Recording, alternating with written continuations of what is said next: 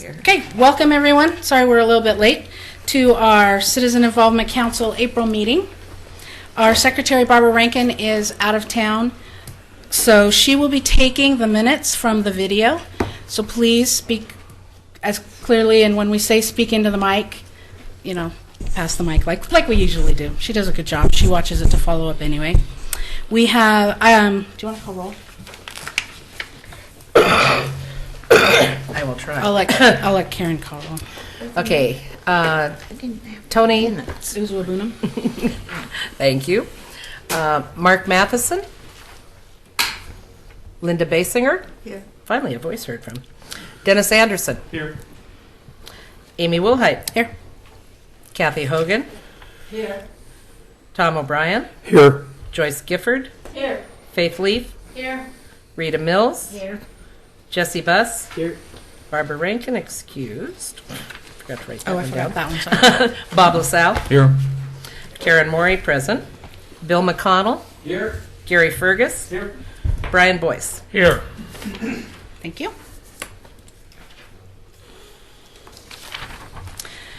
Public comments. We have one public comment from Betty Mum. If you want to come forward. Yes, thank you.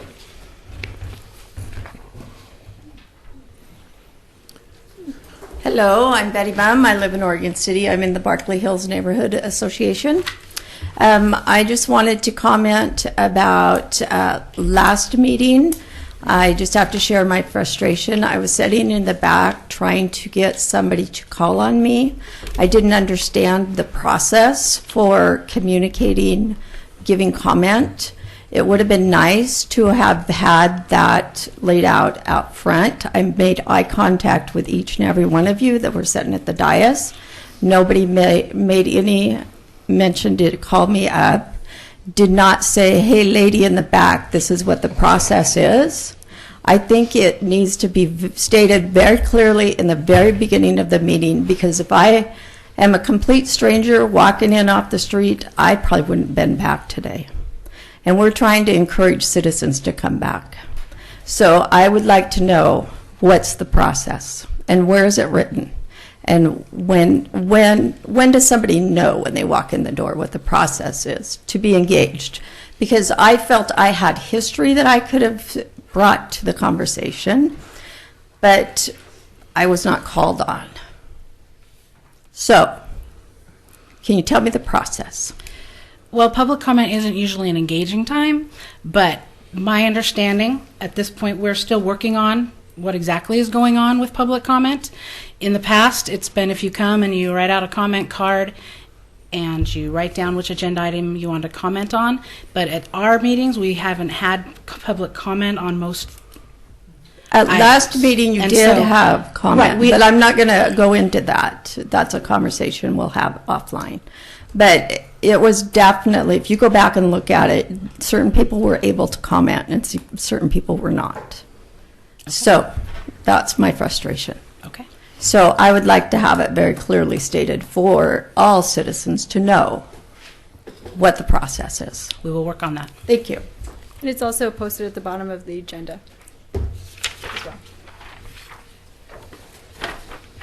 On the back. All the standard stuff. Oh, okay. It's on the back of the agenda. We can But still I make didn't- it clear during the meeting. Yeah. That's Okay. standard for every advisory committee? We'll work on that aspect. Same as the find library out what's board. going on. Okay. Public Works. Welcome back, John. Yeah, thank you very much. So I've got 7 items that I want to get through, and they all have a fair amount of content to them. So I promised I wouldn't be too long, so I'm going to try and get through them quickly. The first one that I wanted to talk about was an update on Myers Road, the Myers Road extension. I'll be meeting with the Caulfield Neighborhood Association. They asked if we could come to their neighborhood meeting. So their neighborhood meeting's on April 28th at 7 p.m. And so I guess, is anybody here from the Caulfield Neighborhood Association? No, they're not. I don't usually see them here. So I just wanted to mention that so that if you were more interested, because I'm not going to spend a lot of time on it today, but we've basically hired David Evans and Associates to do a concept plan for Myers Road from High School Lane to Highway 213. It's mostly on private property. It crosses past high school property, city property, the community college. We've partnered with the community college and the school district. We're each contributing a third to this study. And the idea would be to work with property owners in the community to kind of better understand the concerns, come up with an alignment, hopefully at the end of the day come up with dedication of right-of-way. Not sure if we can get that far because there are private property owners involved, but we just want to make sure that we've got support for that kind of a project that would help a lot of the problems that we're seeing at Glen Oak Road and 213. That's really become problematic for us, and would deliver on a project that's in our transportation system plan and in our regional transportation plan. So it's a good project. We've hired, like I said, we've hired David Evans and Associates. It's about $150,000 contract to do all that it would involve. It wouldn't be, at the end of the day, we wouldn't have a set of construction drawings, but we'd have a concept plan that we could look to in the future with cost estimates associated with that. So if we want to pursue grants, kind of like what we're doing with the Leland Myers Road corridor plan. So. With that, I just wanted to mention that to you, and I'd be happy to answer any questions you might have about that. Quick question. Has there been discussion with the property owners at all to even know what kind of a answer they might give going forward? Before this happened, has there been discussion with them? Or will this be the first time you're talking to them? Some. I think not all, but some of those property owners. So this effort is the first time we're going to really reach out and say, here's what we're doing. We want to hear your input on alignment. We want to hear your input on concerns. Here's what we think would be concerns that we want to consider in making designing that concept. We're just kicking that off right now. For people that have to turn around. And John, I actually had somebody ask me about this the other day. First of all, could you email this to me so that I don't have to draw pictures in the air Probably to somebody? can. Yeah, if you could send that to all of us, that might be. And the other question is, since I learned that you grade intersections, do you know what Myers and 213 and Glen Oak and 213, what grade the intersection's at? I don't know. I know at times the intersection at Myers Road and 213 would be in a failed condition. Okay, that was part of the rest of the question someone asked Glen me. Oak and 213. Myers Road, not so much. I suspect it's at a much higher level of operation than Glen Oak and 213. I drive that almost every day, and the Myers and 213 and Glen Oak and 213 is about the same, actually. There's a backup cleared from the light to the apartments.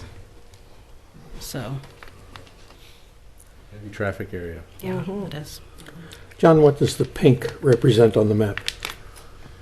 The pink represents the overhead power line. So yeah, the green is wetlands and I think it's mostly wetlands. There's a buffer that we're not showing in that drawing, but the red line represents the concept alignment, if you will, for Myers Road. But the pink is where the power line corridor crosses through there. So the wetlands take precedence over the pink, because pink narrows at the west end quite a bit.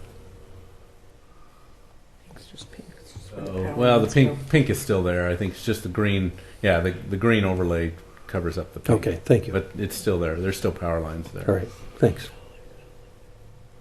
Okay, with that, next thing I wanted to mention, and Linda, I don't want to steal your thunder here, but I just wanted to mention that we are going to plan to attend the Kenema neighborhood meeting. And at that meeting, I think it would be good for those of you that have been interested in geologic hazards and how the city works through development that happens to be in an area that's got a geologic hazard overlay on it.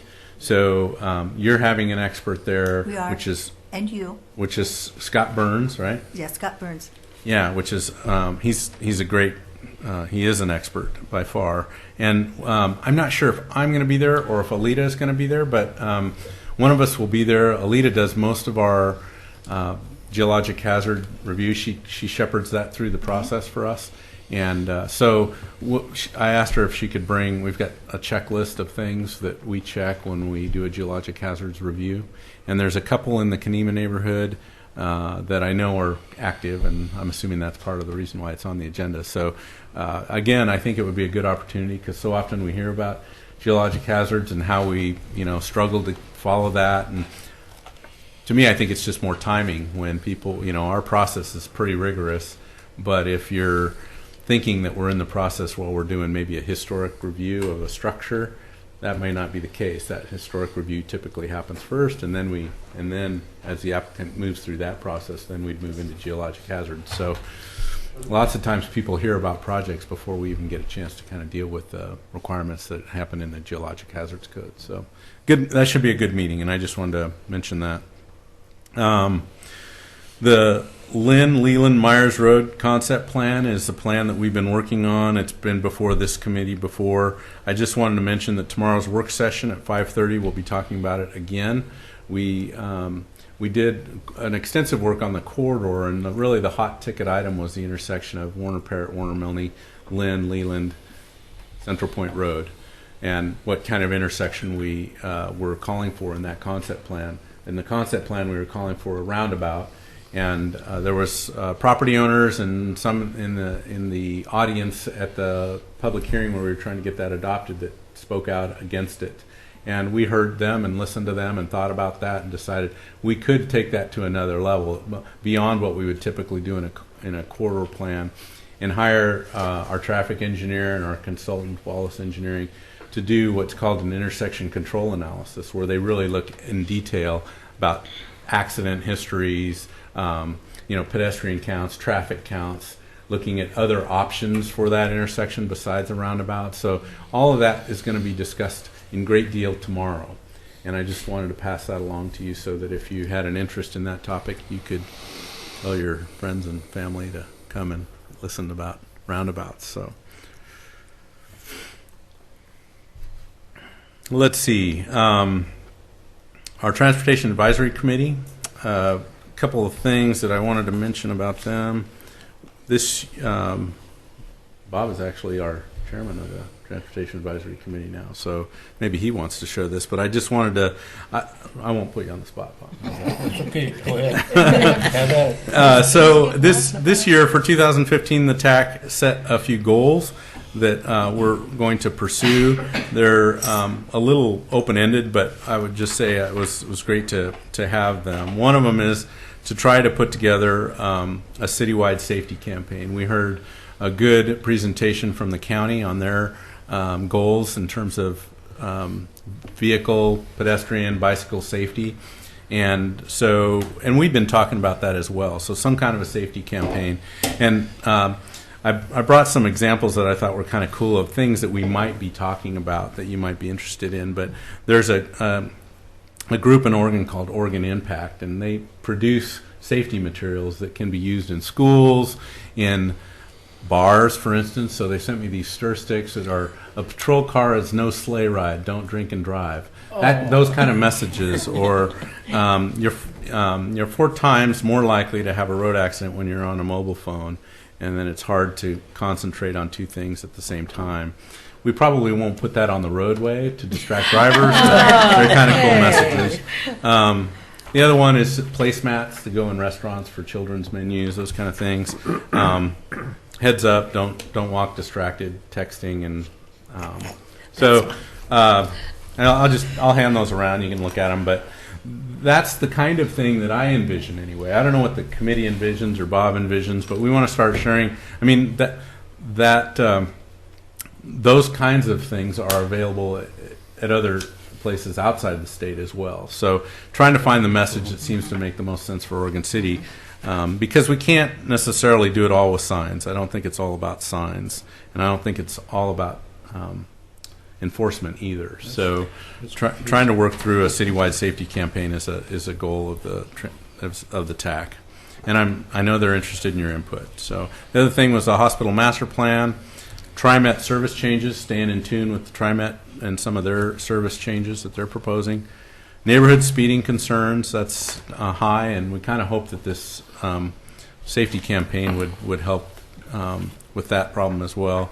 And then there was a specific one about design standards for railroad undercrossings at 12th and 15th. So we might pair that with maybe some railroad quiet zones discussion. I'm not quite sure how we'll pull all that together, but those are some items that are on the TAC agenda, some goals that are on the TAC, on the Transportation Advisory Committee goals.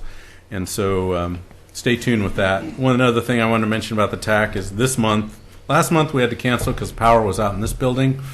This month we're moving it one night. So usually it's on the fourth Tuesday. It's going to be on the fourth Wednesday. And that's because there's a urban renewal budget committee meeting that got scheduled. So we were double booked in this room. So that's the plan for the TAC meeting. So it'll be, did I write down the date? April 22nd, Wednesday, April 22nd. What is the meeting tomorrow night then? You mentioned on Tuesday they're going to be talking about the intersection. Tomorrow night is the City Commission. Oh. City Commission. The workshop? Work session. Okay. I just wanted to talk a little bit about TriMet and some of their work. If you, yes. Oh, I'm sorry. John, I got in my email But today. could you please use the microphone? Yeah. Thanks, I got Kevin. in my email today about a meeting on TriMet and the changes that's coming up pretty soon. I didn't know if maybe there were people within the neighborhood association, like South End I know, and part of Hazel Grove would probably, some of them are interested because they would have liked to have a bus. And find out what's happening, if you could maybe send it to the chairs and they could send it on to their people.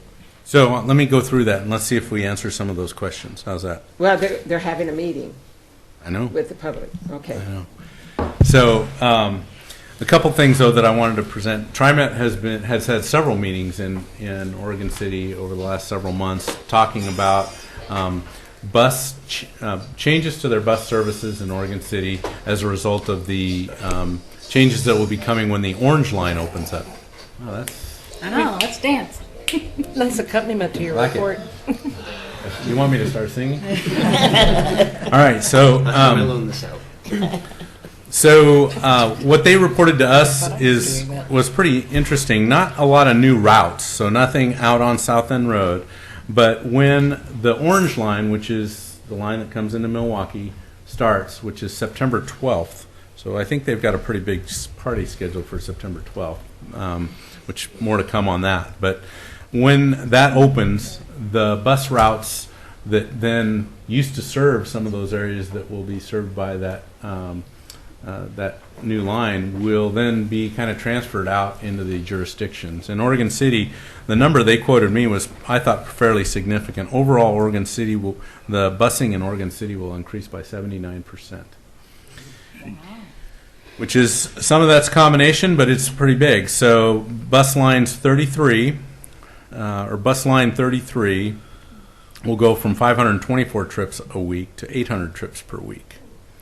And there's a little twist to that in that right now you take the 33 into Milwaukee, and I'm guessing I don't think it goes all the way into Portland. It turns around. Yes, it Yes, does. it does. It goes all the way into Portland. Well, now 33 will turn onto bus route 31, which takes you back out to Clackamas Town Center. So and you can stay on one bus. So that 33 won't take you into Portland. If you want to get to Portland from there, you get onto the rail and take the rail in. But you could stay on that bus and get out to Clackamas Town Center. So that was encouraging. So 53% increase between the transit center and the community college. Every 33 bus will run to the community college, which it wasn't doing before, evidently. The 99 Express, there still will be an express into Portland from Oregon City. There'll be 95 trips per week was what they had. They're going to go to 155 trips per week. There is some route changes on that, and they'll be sending that bus over the Selwood Bridge. So instead of staying on McLaughlin, it'll transfer over and go through on the west side of the river. But still, direct access. Timing changes are slightly different, but I don't think they're significantly different in terms of the additional time it'll take you from Oregon City to get to downtown Portland on the 99. And then the Holcomb Boulevard, the Park Place neighborhood increases from 10 trips a week to 28 trips per week. And there's a lot of other changes that I'm not going to go into. This website here, though, which is future, I think I wrote it down somewhere over here. Future.trimet.org has a lot of information about areas beyond what's our corridor, which is our corridor is the southeast corridor. So take a look at that information. The other thing that they have on there, which is maybe something that was referred to earlier, but they have what they're calling the future of transit in the southeast. Right now, there's an online questionnaire that you can use, and I really believe that those are questionnaires that would be good for our citizens to put a little energy into. They said it takes about 5 minutes, and I'm a little slow, so it took me about 7. But so just know it kind of depends on how much you write. There's a couple of places one place I think where you can write in an answer, but I think the information that they used when they were meeting with us to talk about the Orange Line, or what they call the PMLR changes, those adjustments are they use that information. That's how they developed a lot of these bus changes that I just mentioned. But this future of transit in Southeast is more about some of the things that you're talking about, which is about service in the outlying areas. Right now people complain about transit service being pretty focused on downtown Portland, and so they're hearing a lot of information about needing cross route alternatives. So maybe if you want to get from Oregon City to Wallaton or Wilsonville, how could that happen? So that's what I think this survey is about. And they've got a lot of good information on that webpage about some of the activities that are coming up. And I'm not sure if you said the meeting that they were talking about was tomorrow, but they have a meeting on April 16th, which is a Thursday, from 6 to 7:30 at the Clackamas Community College. And then they have another one Tuesday, April 21st, at the Pioneer Community Center. And that's where they want to talk to the community about what they'd like to see in the Southeast Corridor, which includes Milwaukee, includes Oregon City, even includes Damascus, and I think it goes all the way out to the Southeast Corridor, goes all the way out to Estacada. So it's a big corridor, but I think I just wanted to share that information with you so that you could participate. All right, next is the PMUF slides, and I have some handouts, so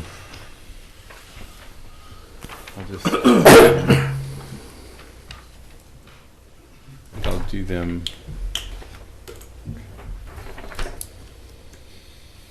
I'll just do it that way.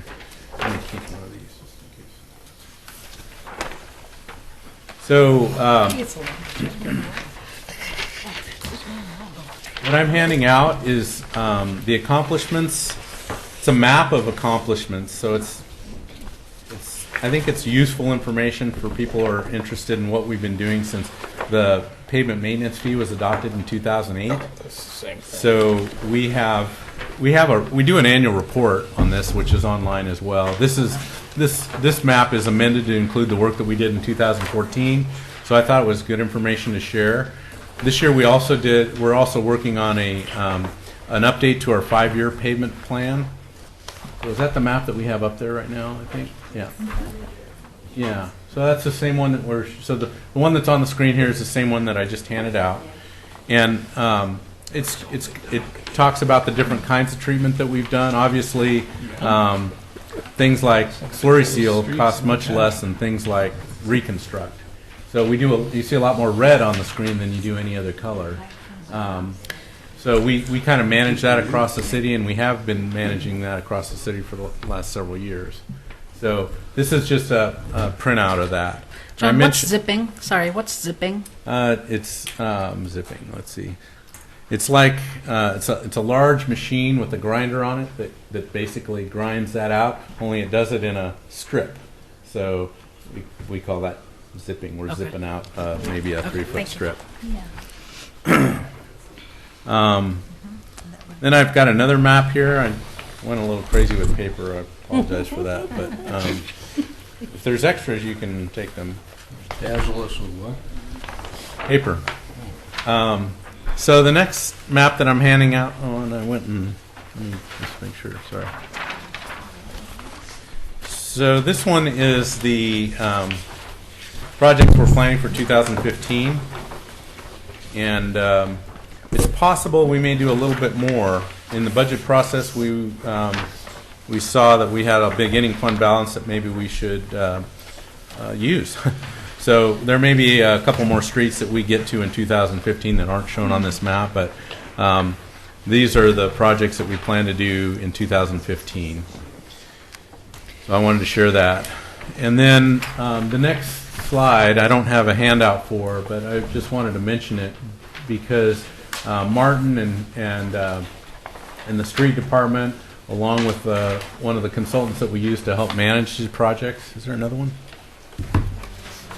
No?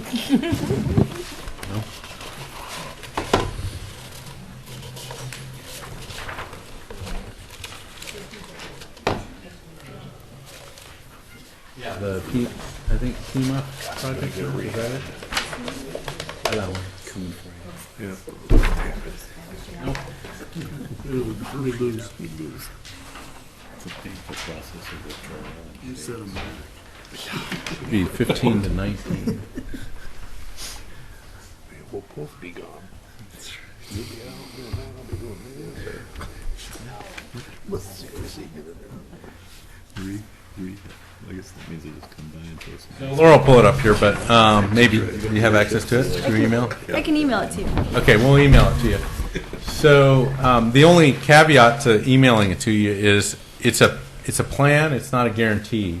So Martin and his team and our consultant have been working on updating the 5-year plan for paving, and that helps us to better align projects with utility needs. We can also meet with the franchise utility providers to let them know that, hey, we're planning to pave these particular streets, and if you want to get some work done in there, please get it done before we pave them so that you're not tearing it up after the fact.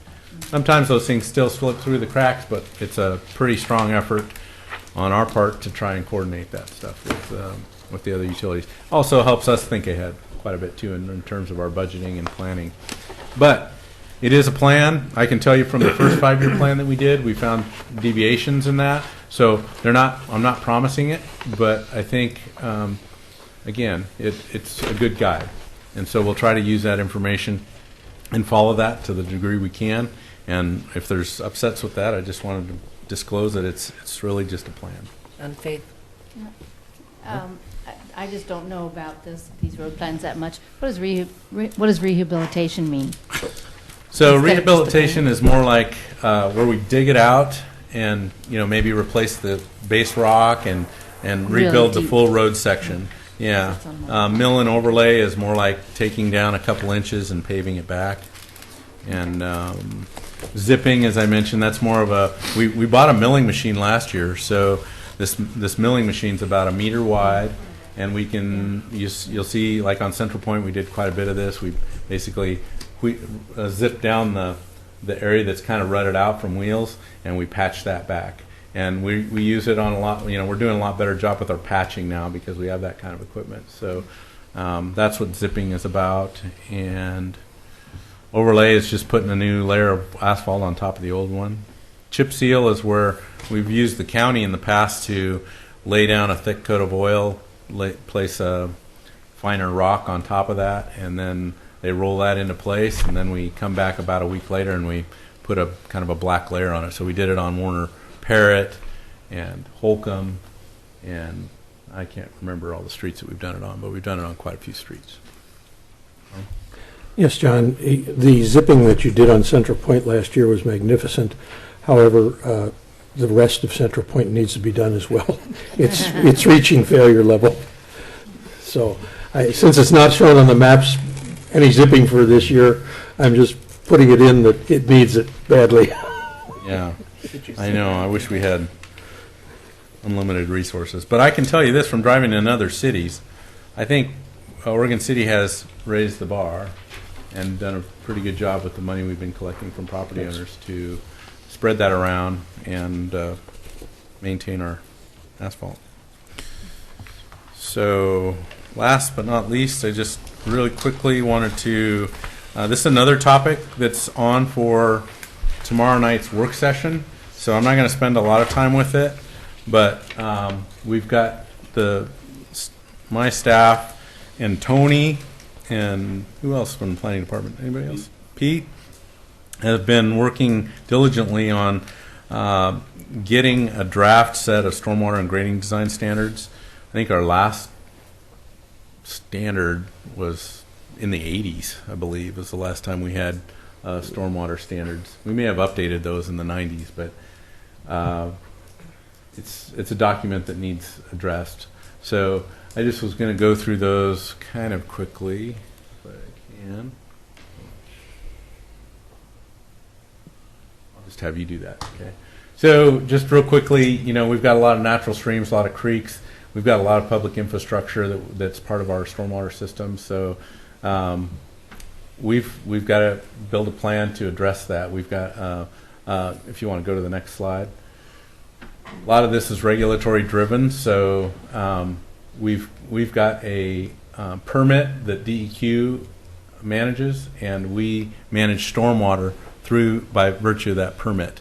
And stormwater never used to be regulated. So like wastewater treatment, there was a time in our history when there was no regulation on those kind of facilities. Wastewater moved into wastewater treatment, and 70s and 80s, they really kind of built a lot of wastewater treatment plants and did a lot of regulation there. Now, more and more stormwater is falling into a similar category where there's a lot of regulatory authority looking at how public agencies manage stormwater. That's everybody from ODOT to a small city. And we happen to be a phase 1 community, which means in Oregon we are held to the highest standard because we're in the metro area. So really all the cities in the metro area are either directly permitted, or like in our case we're under we're one agency under an umbrella of several agencies in the county. But Eugene, Salem, they have MPDS, what we call an MPDS permit, and it's really just trying to set water quality standards for stormwater. And it's a little challenging because we don't always have control over that, but there are a lot of things that we do have control over. And so with that, I don't want to talk a lot about it because I've been talking for quite a while, but just know that tomorrow, if you can make it to our city commission meeting, you'll probably learn more, and if you can't, then it'll be recorded and you can watch it that way if you're interested in it. I think I'm going to stop at that slide. I know there's more, but thanks. That's it for me. Anybody else have any questions for John? Okay. I had a question. Who's Manuel?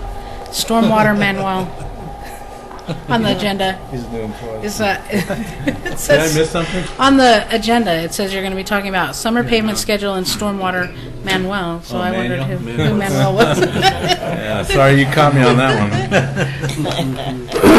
one. All right, back to our agenda. All right, work items. Did everyone have a chance to look over the attachments that were sent out with the agenda? Anybody not read it? Joyce? Okay. There were quite a few little changes. We received a red line version. That was nice so that you could see what was changed. Tony, did you have anything that you want to say right off the bat? Or? No, I think in the staff report we just tried to lay out what once we get consensus here of how that process would then move forward, working with the city commission in a work session, see what other input they may have, and then bring that back to the CIC to inform what the city commission gave us direction to do. There are reviews in there, both with our legal as well as the Department of Land Conservation and Development, as it references Goal 1. So they have a review committee that looks at changes like this from jurisdictions. And then there is also once we get to that point, that the City Commission does hold public hearings on this issue, which we have a public comment component of that as well. So really just trying to explain once we're done with our work here, what to expect moving forward. And then Laura, tried to, and granted we didn't capture everything perfectly, but tried to lay out some of the bigger issues that we heard under each of the sections to maybe help facilitate the conversation today, and see where we have agreement, where we don't. I think how we would proceed is really trying to kind of capture if there is a position that's very strongly held by the CIC. We'll make sure that gets captured so that when we have that discussion with the City Commission, they understand where some of the really decision points are, and where there are points of agreement, to really help them focus their discussion as well. Okay. My thought is that right off the bat, I would just take a quick opinion poll. This will be by raise of hand. The staff report that came with the code recommended changes asked for the CIC to support the drafted amendments. And so right off the bat, I'd just like to take an opinion poll whether you would support the draft amendments as they're written right now, as the newest. And I will ask for yays, nays, and abstains. So if you just raise your hand and I'll get a count. So if you're willing to support the document for the draft amendments as written right now, please raise your hand if you would vote yes. Okay. Nays?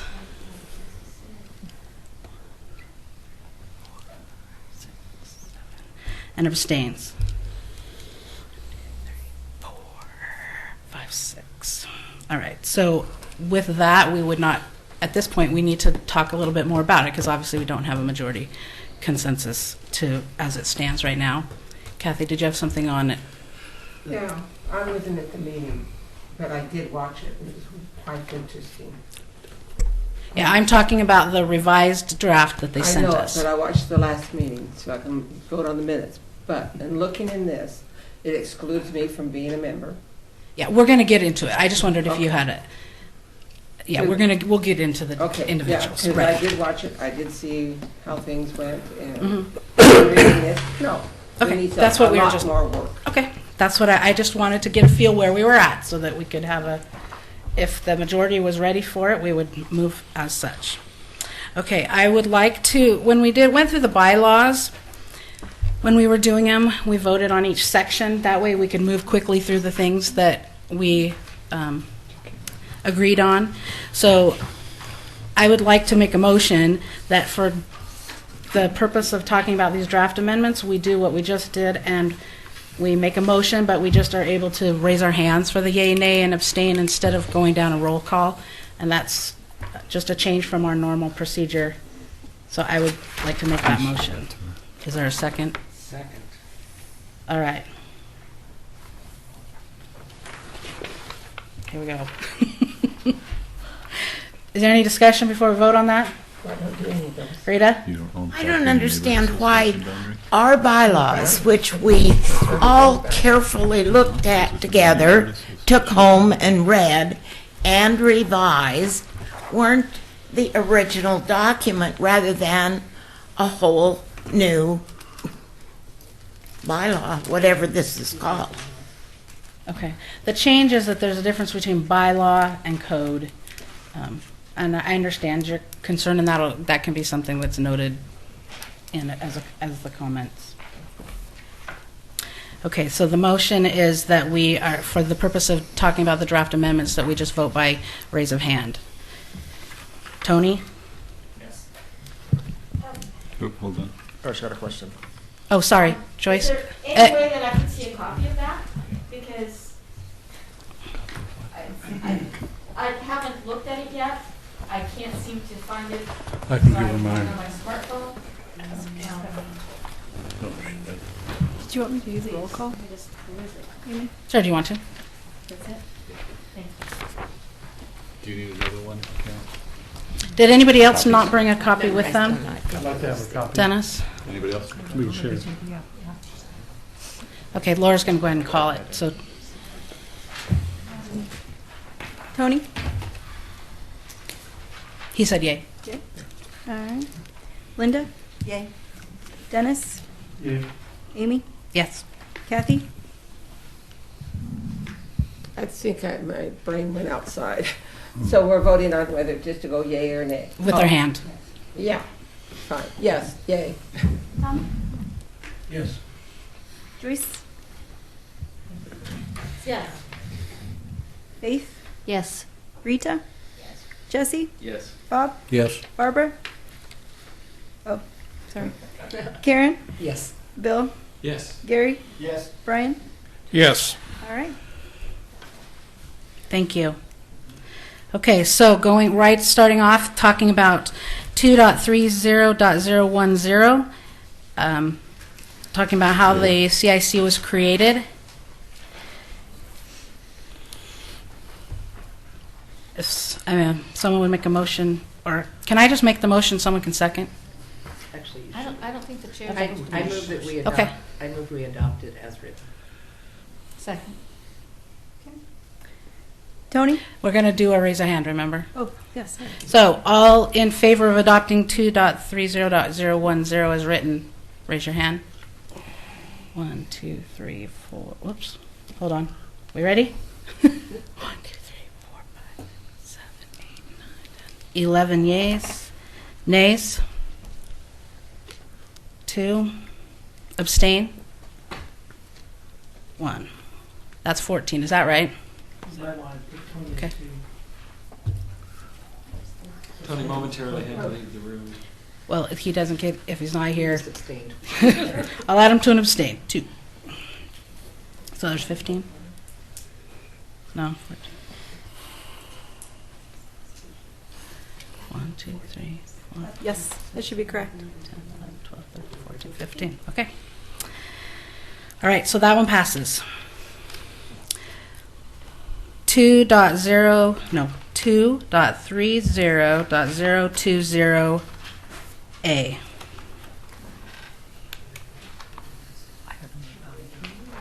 Someone motion to, So we got a copy. He with a copy. Each one of those individually? Should be 2-0, just do the whole thing. all right, we'll do the whole thing. Someone make a motion? Here it comes. It'd be a good idea to read these before we vote. Do we need to take Or to have a copy of it, thank you. Well, you make the motion, and then if it's seconded, then we discuss. People who haven't read, can we take a 10? Created last week. Let's That's take a the first 10-minute one, right? break and let everybody. Oh, sorry. This one said yay. Okay. Oh, sorry. Let's take a 10-minute break.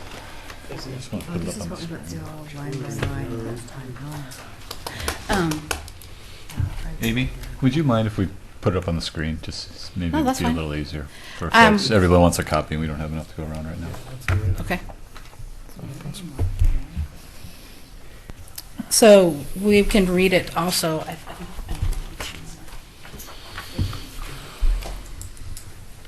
It was brought to my attention that we didn't quite do that last vote right. We didn't have discussion after the motion was seconded. So we need to redo that vote. So Karen, make the discussion. You made the motion, right? Yeah. Make it again. Technically, you can't do that. I will make a motion that we accept 2-30-0110 was created. Second. Okay. Discussion? Tom?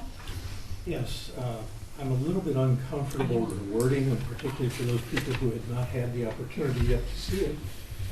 And I think Laura's trying to bring it up so that they can see it.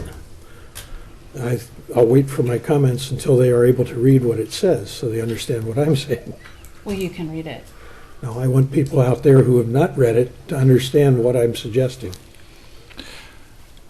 I think, do all the members at the dais have a copy that they can read? I think we're trying to bring it up for the folks. I will in a second once you click. So hopefully they can read it real Trying to quick. work it out for the audience. You guys all have it. That's right, No, I gave mine away. but it's on here.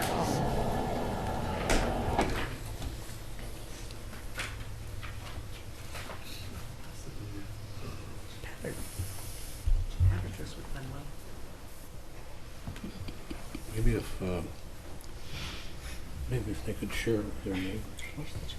Well, here's There it is, that's the top. So for you, all of you at the dais, remember you can flip the switch.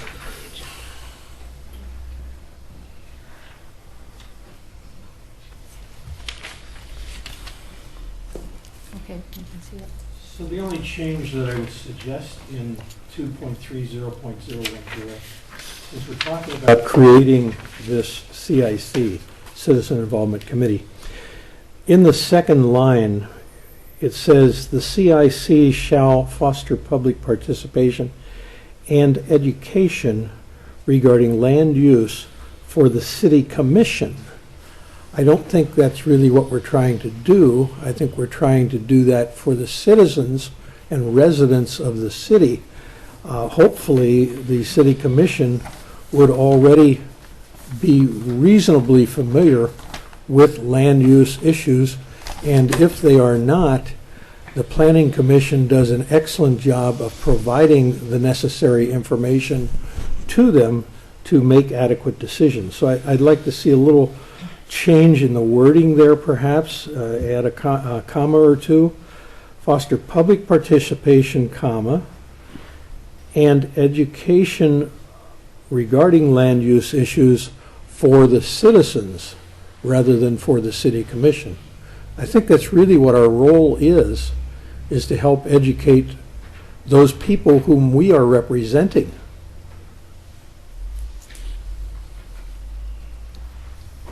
I agree. I think the 4 was probably meant to be on behalf of, not. So I think you're correct in.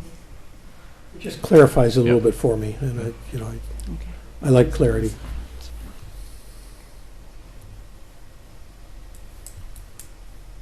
I move we make that change. Which one? I like Tony's. There are two. On behalf of. I like Tony's. I like both. Oh, okay, Tony. I like it sorry. safe. I think it just needs to come back to us again. I understand. I think we understand what you're trying to say. So,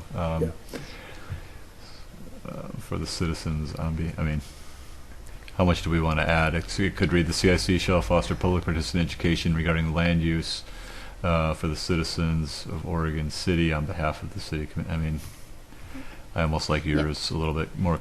Little cleaner. To me, I thought our job was we're like a liaison between the citizens of the neighborhood and the city commission. No?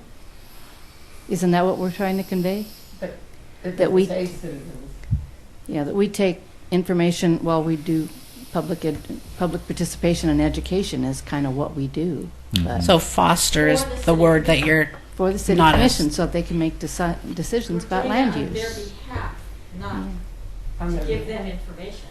Yeah. But for the city commissions, on their behalf, we are informing our neighbors. This is Joyce speaking. Yeah. Tony, correct me if I'm wrong, but I believe the intent of Goal 1 is for the city to be able to gather citizen involvement and comment. All right, and I think that is the purpose of. And I think, and I don't want to dive too down. I mean, here's the, there's going to be times when you're bringing information from a private property owner who wants to develop property, and that really has nothing to do with the city commission. But there will be other times the city commission may be doing something, and they ask us to work through the CIC and the neighborhood associations on projects that we're doing at the city. So it kind of has multiple roles, and I guess it's up to you on what you feel like you need to clarify that. But I agree that we're trying to educate and inform the citizenry. Right. But the city commission obviously has a role in that somewhere. Does it? Do we need it in here? I think that's up to you guys to decide. I'm like I said, I was comfortable with what you had to say.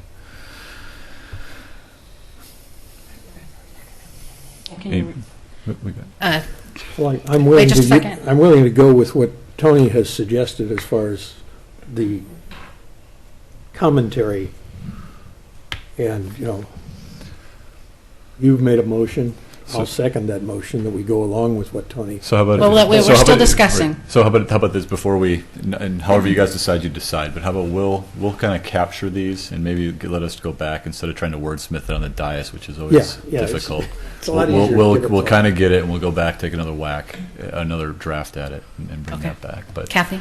Well, just trying I to was just capture them. thinking that the ones that we worked so diligently on last year, I believe that was somewhere in there at the beginning, and even in the past bylaws, that there was nothing really that complicated with putting the citizen's name back in there. That's what our job is in educate the citizens. Okay. Jesse, did you have? It was further wordsmithing, but since you asked, it was just a further friendly amendment to that. I would suggest the CIC shall foster public participation and education regarding land use, delete in its entirety for the City Commission, and just continue, and shall discharge other duties as identified within this chapter. There needs to be a modifier before duties, I think. So. Okay. So there is still a motion on the floor. Yeah, and why would Faith? we delete for the city commission? We're like trying to cut ourselves off from, to me, I'm a link between my neighbors who have a concern and the city commission who can do something about it.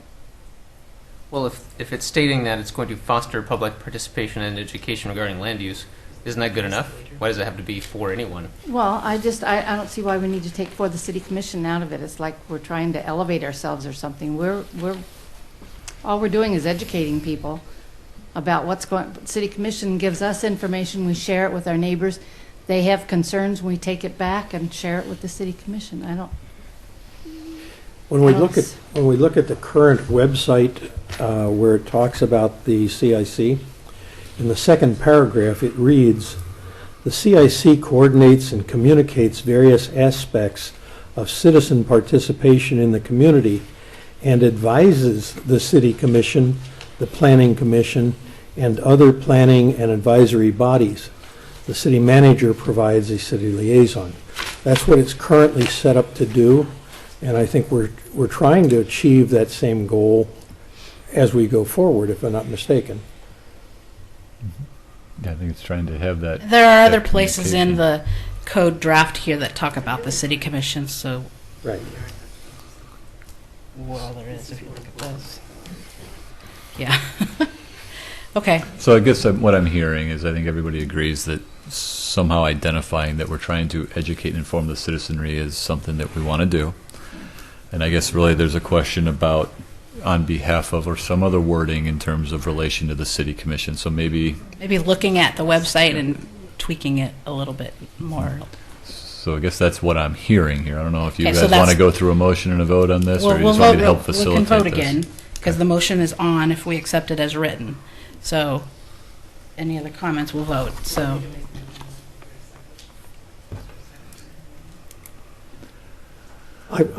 No, because it wasn't. Withdraw mine. I'm going to second her amendment, but with a, all right, I'm going to make a change then, if you're withdrawing. I suggest that we capture from the video what Jesse suggested, because I think the wording was most appropriate. And if you can work that into a revised situation, statement, I think that would work very well. A second. Dennis? So, correct me if I'm wrong, is it on behalf of, is what we're going for? Or something along those lines? Is that what we're voting on? Let's ask No, Jess at to the read it po- again. I'll read exactly what I said before without the parentheticals. The CIC shall foster public participation and education regarding land use and shall discharge other duties as identified within this chapter. So I'm hearing a little concern about cutting out the city commission. So why don't we? Let's vote on what was proposed, and if we say, if enough people, because originally that's the motion on the thing, and if it's no, if the noes take it, then you can rework it and we'll come back. I think is a better plan. I'll go with you. I kind of like the city I think, because, Yeah. yeah. So let's vote still on the motion that was made as accepting it as it was written. Any yay, The yeas, raise your hand.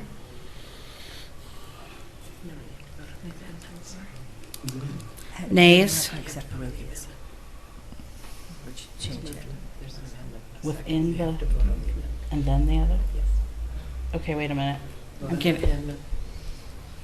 Second? There was no motion in second. Sorry. Okay, nays, sorry. Raise your hands again. 1, 2, 3, 4, 5, 6, 7, 8, 9, 10, 11, 13. Abstains?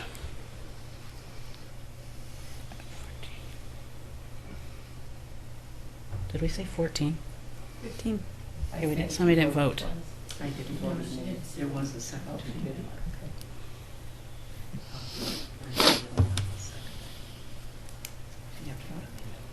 I didn't hear it. Who seconded the amendment? Or did anyone? The original one. Tom's amendment. No, the one that I asked Jess to read again. You guys are going in circles, so I can't tell. Yeah. I will second it, but we're the same neighborhood, that's not that matter. But I will second it. Okay. Are we comfortable moving on, or do we need more discussion? I'm a little confused here.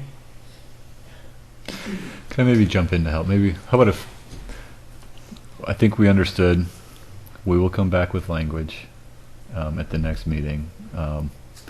Obviously, the way it's written, there wasn't support. You've had a good conversation about, we're going to probably add something in there with an option with the city commission in there. We'll also go back and look at what Jesse had. We'll bring it forward, maybe it'll make it a little easier, and then they'll be written out and you can choose. Fair enough? Okay. All right, next section. Okay, I'm going to move this as is to put it on the floor. I move that we adopt 2.30.020 as written. Second. Faith second. Okay. Yeas? Is there any discussion? It will be after the, oh, sorry, no. you're right, you're right. Discussion. Eye on her. Yes, please, do. My head's spinning. All right. Discussion. So I have my Here we own go. discussion. Whoops. Are we on the, Hold it up. we're not on the thing, right? You can't do both. You have to flip back and forth. Right. I'm dependent on this I'm just right trying now. not to have to try to see who was first. Tom? I guess I can best put it that I'm uncomfortable with section E, which has been added since the last time we met. To me, once again, that's very, very vague. Perform duties that the city commission assigns to the CIC. Yeah, That could be almost anything. And I'm not Is that what we're really asking? It was added by our city attorney's office. Like, so in the first part, we say "and other things," so it's to capture the other things. It's supposed to be a small part. If there's something that information they want to relay to you, and it's not specifically in here. I don't mind them providing information, but for them to assign duties to us when we have no clue as to what those duties will be, Yeah, open it. I agree. very uncomfortable. Karen? Okay, I'm not going to argue with the city attorney. But under C, I think as part of the discussion in the previous issue, do we want to provide information to the city or to the city commission? That seems like that would be a place for the commission to come in, which addresses some of the issues under the previous item. Who are we providing information to? Both parties, the public and the city commission. You're moving both directions. Just says Because city. it just says, Yeah. it says City, city, doesn't and say then city it says commission. public. So could city mean the city planning commission or the city, transportation? Stand on or top of the elevator and whatever yell is- out to the, Whatever is in your neighborhood that you're sharing. So provide information to the city commission and the public. That would seem to flow better with what we had previously discussed. okay. One thing I forgot to mention as we get moving through these is that if you've commented in the past and it was noted in the comments, maybe a brief statement would be appropriate instead of a 10-minute reiteration of what was said, if it needs to, just to help move things along. And I'd like to amend my motion if the seconder agrees. Sure. Okay, I move that we adopt 2.30.020 with the addition of the word commission after item C, after the word city and item C. Yeah, second. Any other? Are we leaving E in them? or- Well, that's, unless they change their motion, we would vote on it, as it stands, it's leaving it in. Yes. Okay. Bill? Well, as far as item E is concerned, my only input on there is that if we are supposed to be a two-way communication liaison, then it's perfectly acceptable that the city may assign us certain tasks to find out what our neighborhood associations think of a certain thing, or for the city to pose a question to us. I'm confident the city is not going to assign us the duty of putting on some sort of a fair and collecting $100,000. So. We're hoping Tony with the roadworks. We get to drive the zipper? Yeah. Any other comments? All right. I agree. So let's vote on the motion as it was amended. In favor, raise your hand. Eight, 11. Opposed? 3. Abstain? 1. Okay.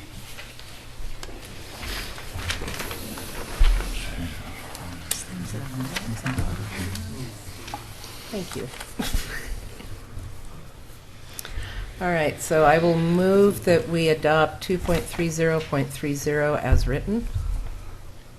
I second that motion. Bill, second. Discussion? Bob? I'm still not clear about the duties of the alternate.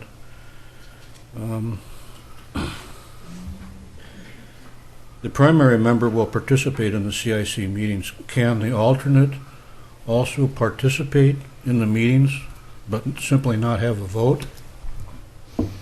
What's the intention there? I think the intention would be that if the primary and the alternate are both present at the meeting, that the primary would be at the table. The alternate would essentially serve as backup, so they wouldn't be at the table in the conversation. They would certainly be able to listen and all that, but they wouldn't be a voting member. But they wouldn't be at the conversation at the table since they're not the voting member. So we could certainly try to clarify that if that's where we end up. So to clarify that, you're saying that the alternate would be in the, just as a guest, not a guest. Yeah. What's that called? What's the? Mute. Non-gratis. No. Is that the wrong word? They're in the audience. They're not Right. at the- Yeah. I mean, yeah. Okay. I am.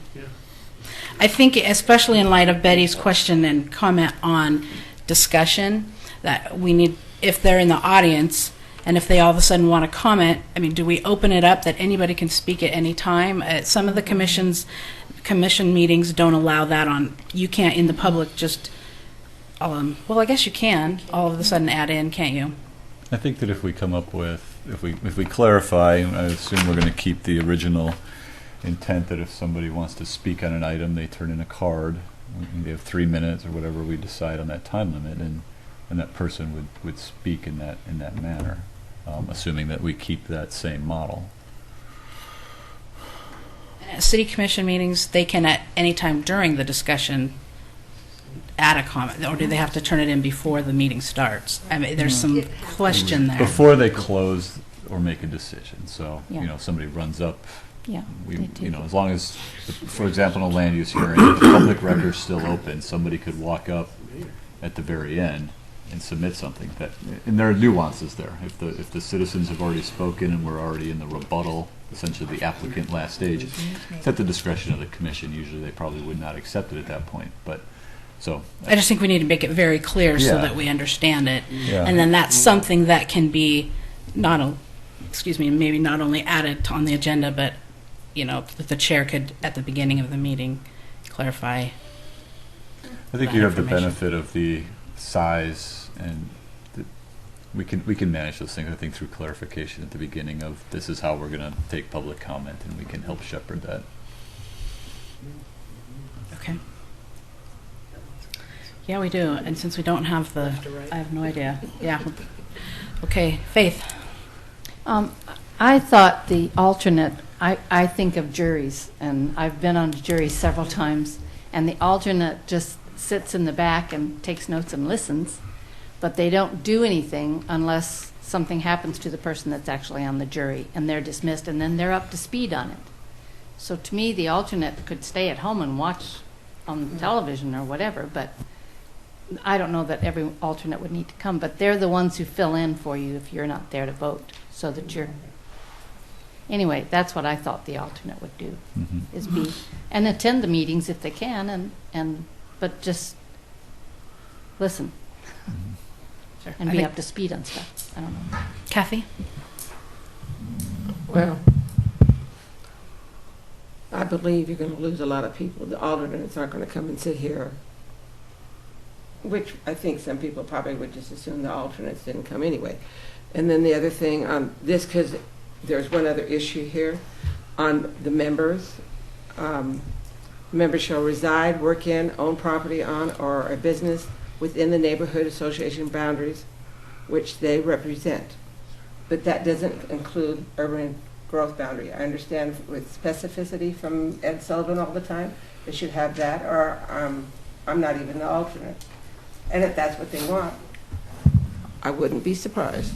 So our neighborhood association boundaries extend to the urban growth boundary.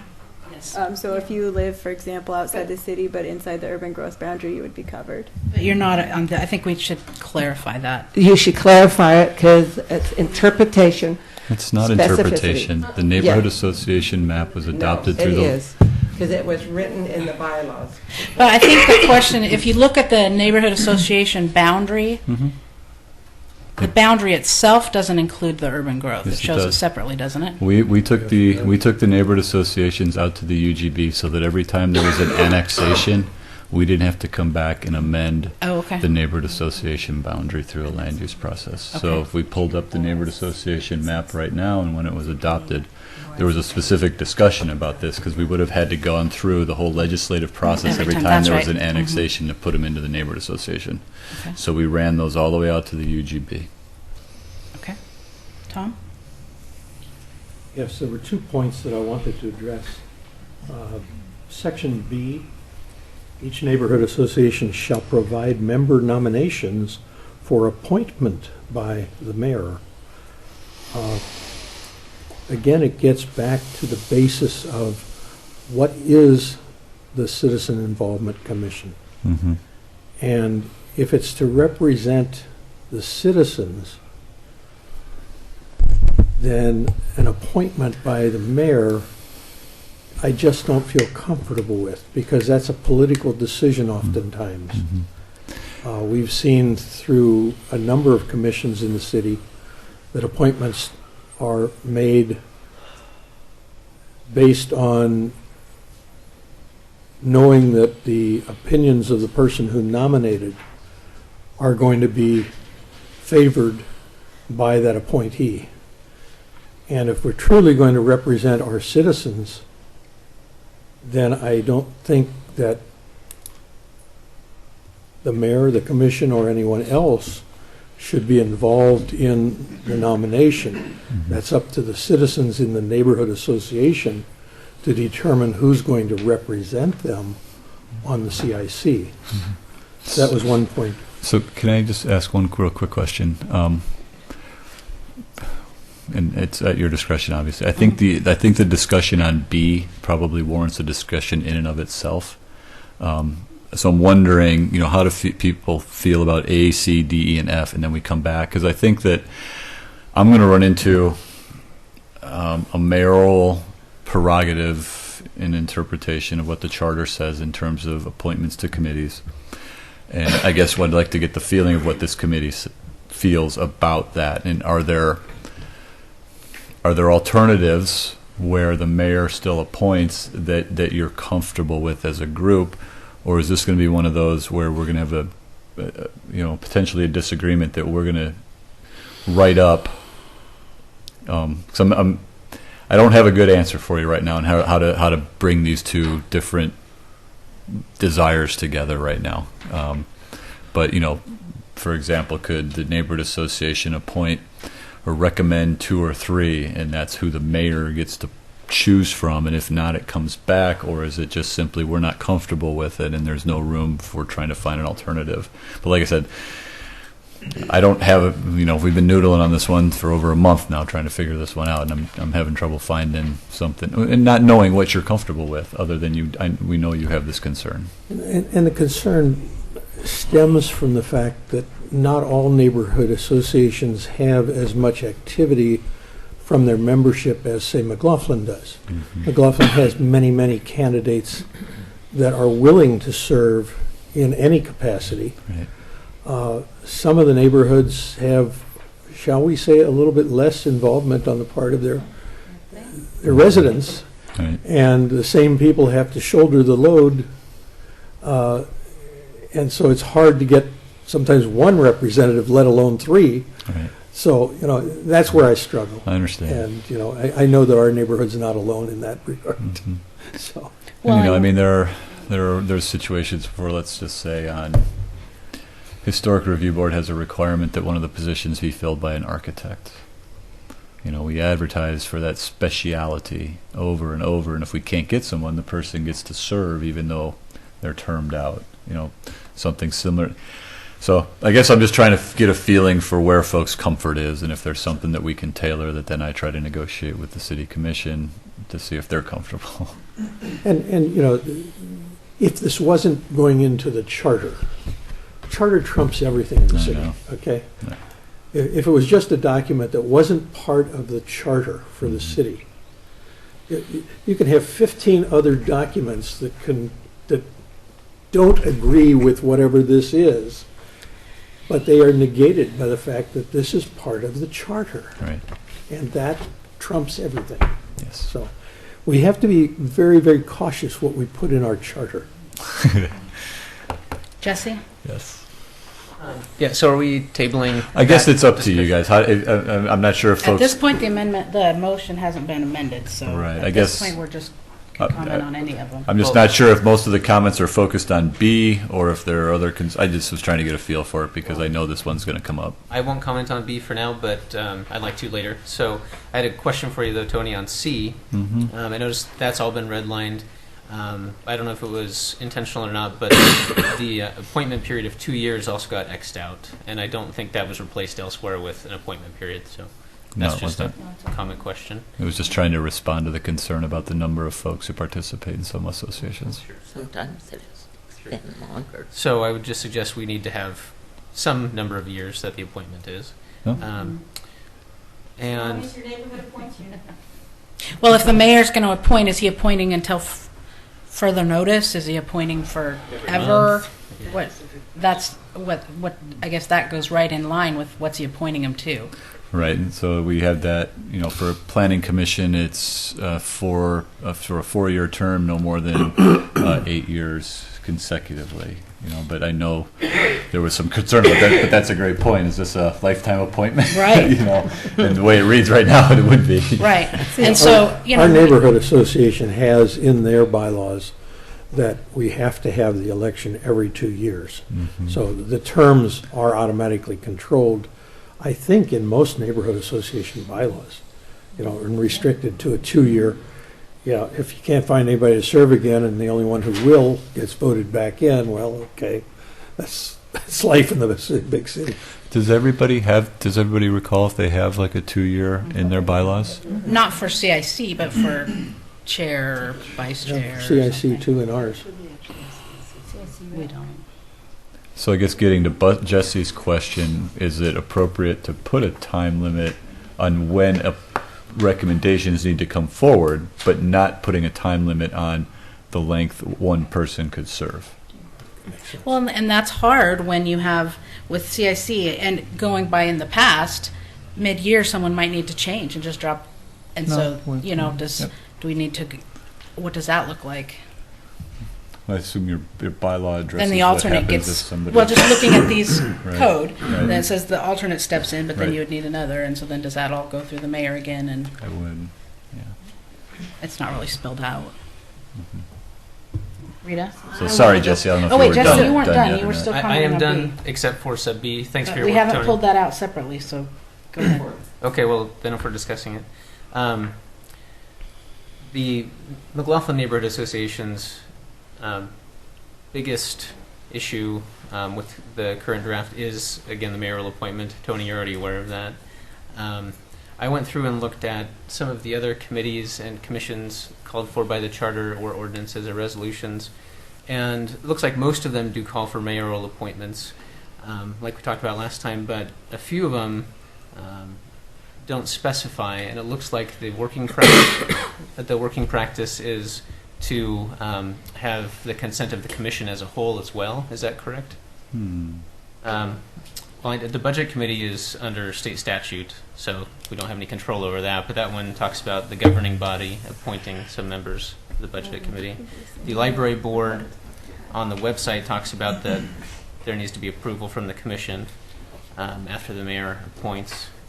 The Natural Resources Committee doesn't specify, at least that I could find, about who makes the appointments. And I don't know if it's still around or not, but the Traffic Safety Board, is that the same as the TAC? I think that's the TAC at okay. this point, All yeah.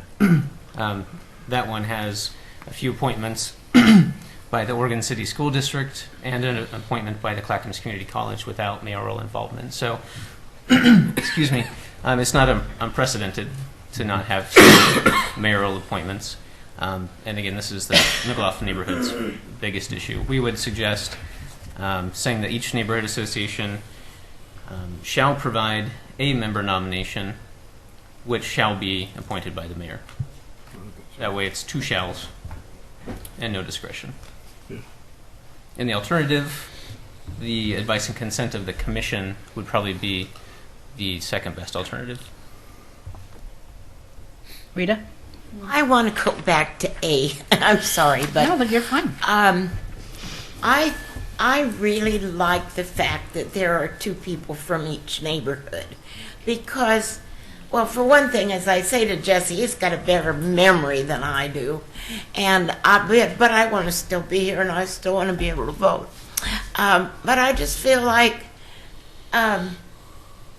his take on something that happened at the meeting might be a little different than mine, or it might be that one of us could clarify something that the other one had stated. And I just feel, I have really enjoyed the short term I've been on this, and I'm so glad that we had to, because Jesse became the second one.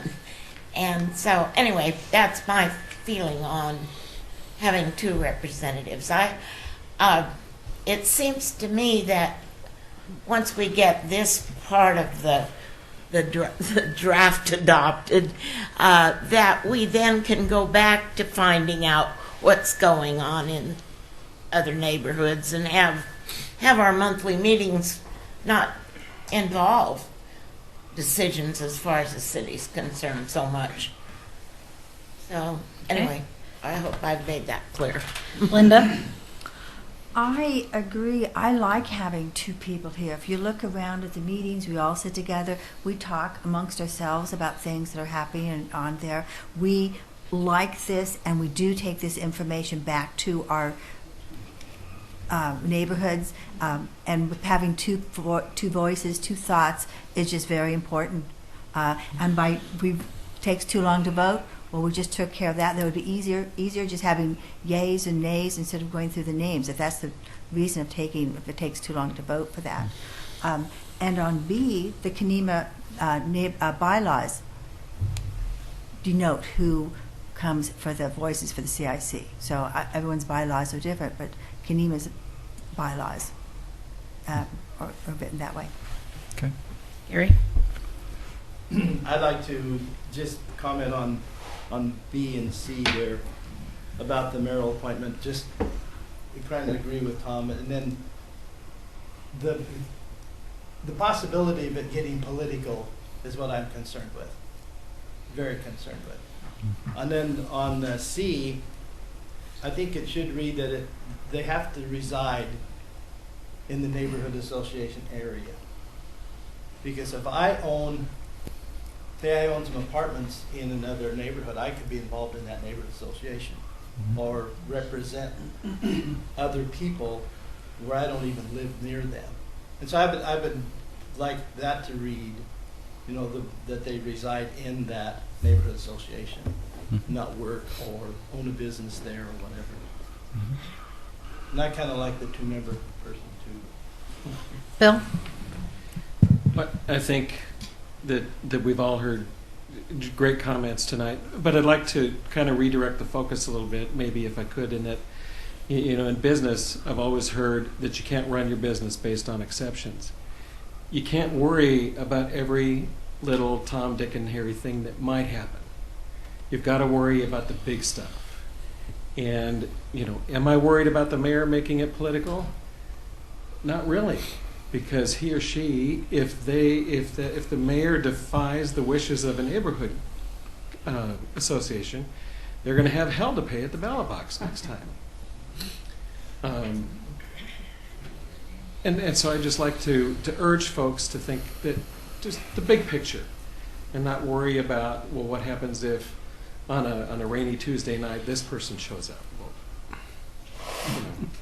yes, it could happen. Will it? Okay, Tony?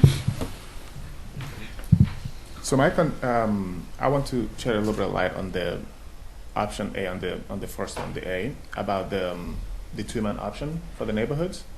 I believe that's very necessary just in case, like over there we have Hillendale and there's two of them.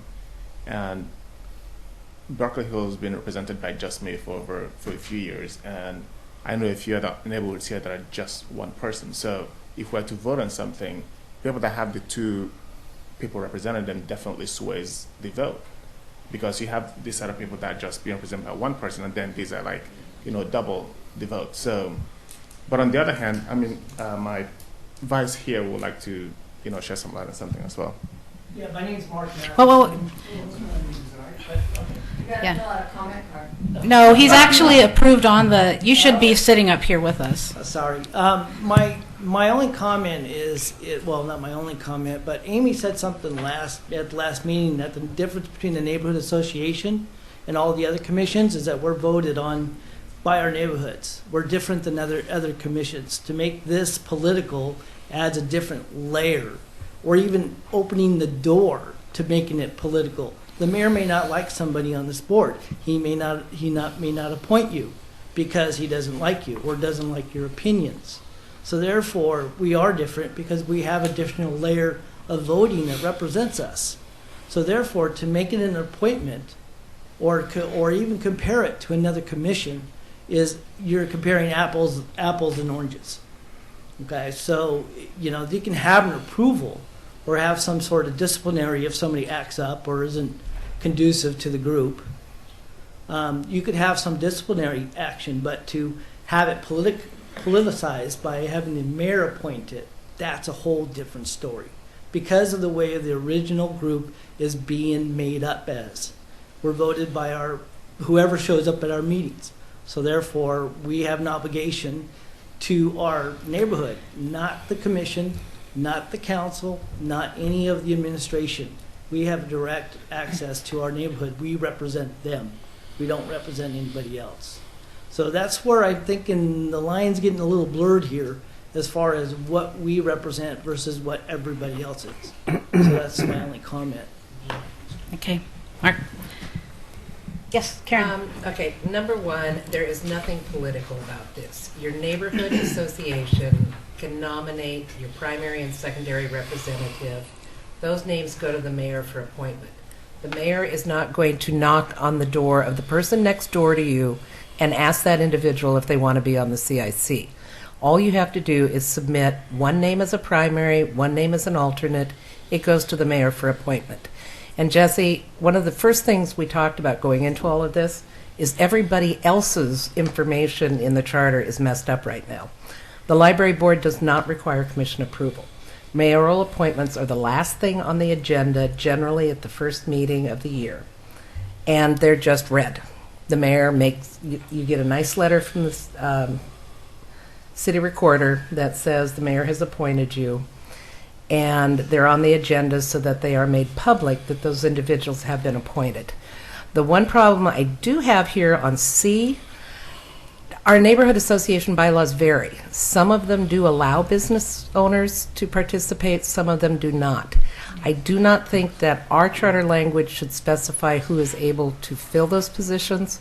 I think that needs to say a member of the neighborhood association as per their bylaws. Because you're actually superseding. I think this is another one of those issues where we may have to write this up, because I think at the last one you heard the mayor's concern about business versus citizen, which is another one of these where we're going to have to kind of, I'm hoping that, we can come up with like a paragraph position of the CIC on each one of these. Well, and it just basically you're superseding neighborhood association bylaws. If the neighborhood association has removed business owners from their bylaws, they're not going to nominate somebody who owns a business as that person. So I understand. I think this is another one of those where it's going to be a discussion. You heard from the mayor. I don't know where the other commissioners are. I have not had that discussion with them yet. I'm not sure he's aware of the fact that the different bylaws have variations in them right now. Certainly, but it's kind of like if the commission adopts an ordinance, the bylaw can't supersede it. But again, you're not going to get the nomination of people in those categories if the neighborhood association doesn't consider those people members. Well, I think that if there was, and I think this is another one of those worst case, but I understand your point. If I were a business owner and the ordinance says that I have the opportunity and I come to you as a neighborhood association, you say, I'm not going to consider you, they're probably going to raise some concern. So I think this is one of these where we got to get it out. We got to have that discussion and that debate. And ultimately in the end, what the commission ends up writing after they hear the concerns is what I get to implement. Because all I'm saying is I think this one's overstated. I would like to see a 2-year term put back in. It becomes very complicated when you're nominating, or if the primary leaves and the alternate steps in. On any other commission, you would step in for the remainder of that individual's term. Yes. So this lifelong appointment, I don't think works at all, and I would really suggest a 2-year term. Okay. And do you want to amend your motion? Well, I don't think we're going to get the rest of it passed. Discussion. Okay. I think we still got some more folks who want to speak. And that's it. Okay. Joyce and Faith, have you both commented on this section yet? Once? Okay, Joyce. We haven't moved on to seconds yet. I was just trying to get first. Thank you very much. I just want to say, listening to this discussion, I agree with Rita that it's nice to be able to take the information here and take it back to our neighborhoods and have two of us have two different eyes to see. I agree with Linda that it's nice to have somebody else from our neighborhood here to bounce things off of before we take votes. And I agree with Tony that it's difficult for some of us smaller neighborhoods or ones that don't have the participation that McLaughlin and Kenema have. And it doesn't seem fair when we get one vote and they're getting 2 votes just because they have a more active neighborhood. A single vote per neighborhood is fair. Having both representatives come to the meetings, and I think even being able to comment at the meetings without having to fill out a comment card because they're the alternate, they can sit and we can discuss, but when it comes time to vote, the primary votes, and the alternate can talk to the primary before the vote, they can decide on that, or if the primary is not there, the alternate then votes. 1 vote per neighborhood, 2 people can come, take the information back to your neighborhood, be here for the discussions. 1 vote per neighborhood. Thank you. Okay, Joyce. Faith, had you made comment on this this number? This part, I don't think so. Okay. I was just going to say that we're not a council, we're a committee now, right? So we're not a council, and I keep hearing people referring to us as a commission, and we're not a commission, we're not a council, We have we're trouble with those a C words. committee. We're a committee, and a lot of committees, you know, the mayor, this is in other cities, they do the same thing. You know, you put a nomination into the mayor, and he says, so-and-so and so-and-so and so-and-so are on this committee. It's not like a dictatorship where he's, you know, forcing people to do things against their will or something. It's just, and I just think some of these boards and stuff, they have different rules, but, I mean, they may have a little, like the library board, they control money. We don't do anything with money, do we? Okay. Ever. Well, I mean, we have a little bit of money to mail out our cards, later, but that's absolutely it. not. We don't have, No budget authority. we have no budget authority, yeah, so we don't have any power. We have some duties, but we don't have any power. So anyway, Okay. that's my- My comments, I think everybody's gone once. Oh, Bob, you haven't either? Okay, go, Bob. I've been waiting so patiently. You are. Cut me See, off. that's why that's the hard part for me to see. And item A, I kind of like Joyce's idea that she just brought up, that both the primary and the alternate are able to speak and sit at the table and give their opinions and ask questions. But each neighborhood only has one vote on any matters. I think that's a really good idea. In regard to item B, would it be possible to put in something like the mayor shall appoint member nominations as designated?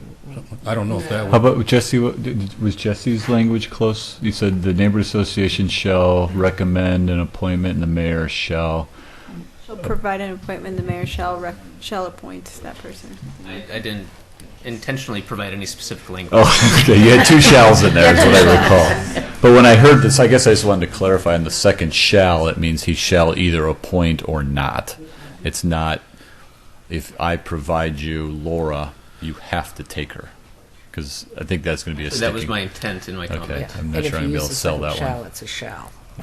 Yeah, because there is precedent as far as the mayor or commission appointing somebody and that not happening. In the And then case it what, of the not Urban happen? Renewal Commission, the bylaws of the Park Place Neighborhood Association required that they put in 3 nominations for the Urban Renewal Commission. And then 2 other nominations came in from I don't know where else. Right. And the city commission, the mayor, decided to accept all 5 nominations. Right. So it's not beyond the possibility that the neighborhood association's nominations per their bylaws would be rejected. So, Or maybe, is the word rejected, or just there's also other ways to get a nomination in? yeah, That's my pretty much. concern, because if I haven't had a chance to meet with Gaffney Lane since our, so this is just my opinion. What? Oh, you can't see me through Bob's thing? Let me take my glasses off. Sorry. Bob's So as far as A goes, being one of these small neighborhood associations, I want 2 representatives. I always have. We just have 1 available. I personally don't think we vote on anything important enough to worry about 1 or 2. That's my personal opinion. The voting doesn't really matter to me, but I would like to see both members attend. As far as B goes, my biggest concern with the mayor, with the wording, is that it's nominations. Because if say the Gaffney Lane, we invite all of the businesses. I think we don't always invite anyone who might own a building. They might live in Virginia. You don't know where they live, where the owner lives. So I don't like that they can own. But if the neighborhood association provides nominations, and say Joe Blow never comes to our neighborhood association, but he decides he wants to represent us, the way this is worded, it opens it up that there's other avenues for nominations. And that's my concern. So if we could tighten it up, that the nomination for comes is from nomination the neighborhood word? association. That's my concern. Is it really nominating? But I guess I'm trying to get at is that I've got a mayor who wants to make the appointment. Perfect. And I've got a neighborhood associations that want to make sure that they have significant input on who that nomination being considered is. So if we can tighten that up so that you don't have walk-ons essentially that weren't recommended by the neighborhood association. Maybe it's one goes up and then the mayor makes an up or down call. If it's down, you bring another, or you raise heck, whatever. But I'm trying to find that middle ground of trying to meet both sides, providing you enough certainty and comfort that you'll have that say at representing the citizens, but then complying with what interpretation of the charter is in terms of appointments. And I do agree there is some inconsistencies on PRAC, or what did you say, NRC.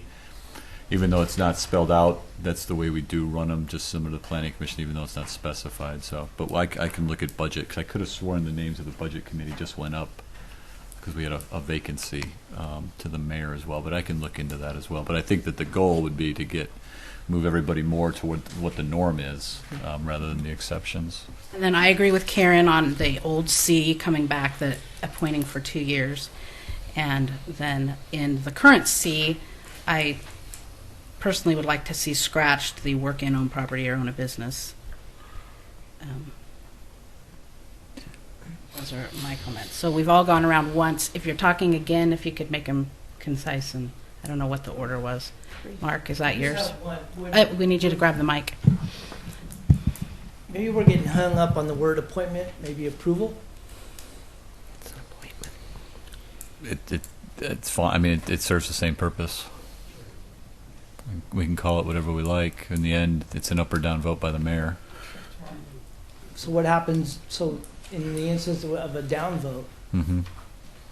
I think that's the question then, is it sent back to the neighborhood association to say, here's another one, I really do think this is the exception rather than the rule, but I understand the concern, so I'm trying to figure out a way to... Well, you're asking for clarification and tightening it up. This is a way of doing that. So is to explore what happens on a down vote, or what is the criteria for a down vote by the mayor. Yeah, it's arbitrary, and I think maybe some of us are getting hung up on that because it seems so arbitrary that you're putting all that significance into one individual's office. Which I guess, I don't know if we can pull, there's an interpretation that the mayor has the discretion to appoint individuals to committees, and that is all the direction that we have. With, let's say, the Planning Commission, we send out a notice, people apply, let's say we get 4 people, they actually come, they answer questions in front of the Planning Commission with the mayor present, but at the end of the day, it's the mayor's discretion. There are no check boxes or adding up points, and that's just, unfortunately, that's the way the system is, and that's what we're trying to work within right now. But if it's clear that the neighborhood association puts up one person, which is what it sounds like folks want to do, not necessarily give them an option of 2 or 3, but puts up one person, it's either accepted or it's not. If it's not, they put up another person. I don't know how to provide more certainty. I can't imagine us saying, okay, here's going to be the approval criteria that the mayor gets to use. I don't know that would work. Jesse? Thank you. Tony, I think your suggestion is a good one as far as a compromise, whereas neighborhood picks one person, sends it up for an up or down, and I'm not saying the neighborhood is behind it, but as far as a suggestion, I think it's a good one. And I wanted to respond to Karen. I don't pretend to know how things function in different groups. I was just reading off of the Oregon City website when I was referencing the library. It says the mayor shall appoint current members with the approval of the city commission. That's where I got that. Right. Yeah, So- I was inelegantly saying the same thing Tony said. In practice, things are different than they are in print at the moment. And I'm not familiar enough with the library board. I could be happy to look into it, but Okay.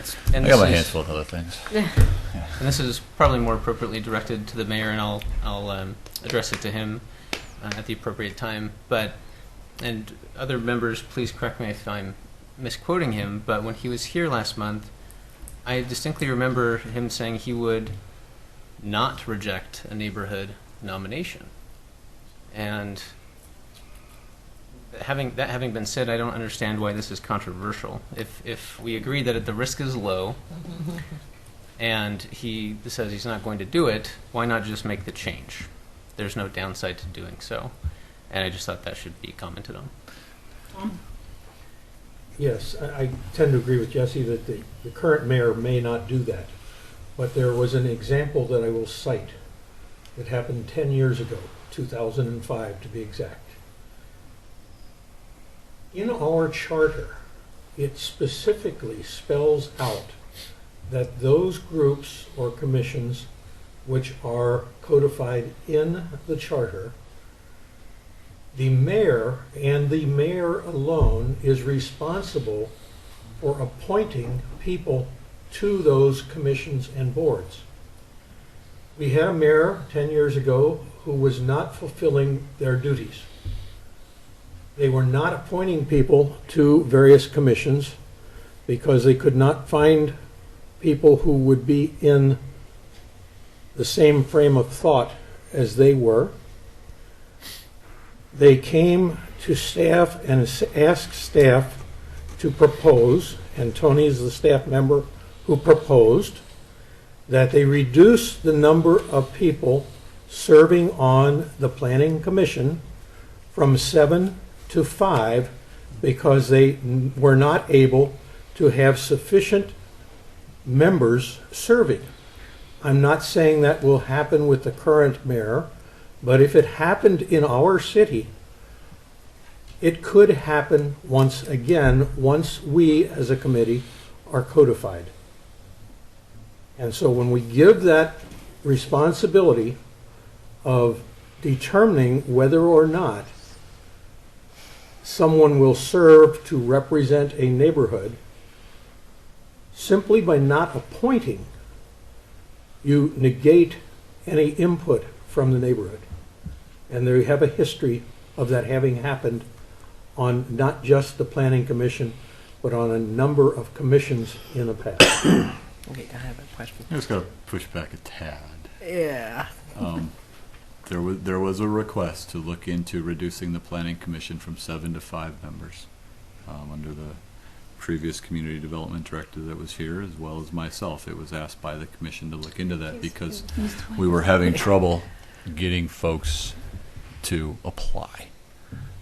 So yes, that did happen, and the only way that could happen would be to amend the code, which is what we're trying to do here, is codify this. We had the discussion with the newly elected folks, and this has been years ago. That was kicked around for a couple of years.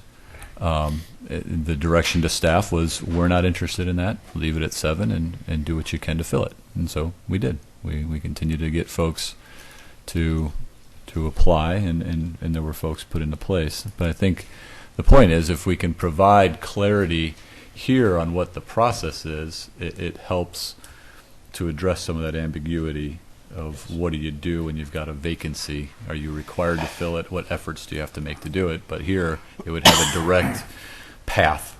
Nomination, up or down, nomination, and it specifies who would do it. So I think your point's taken, and hopefully we can provide that direction. Lock something in that doesn't just cause this whole group to disappear by, it's almost like demolition by neglect, right? Where, Karen, yes. let's We've had a few of those.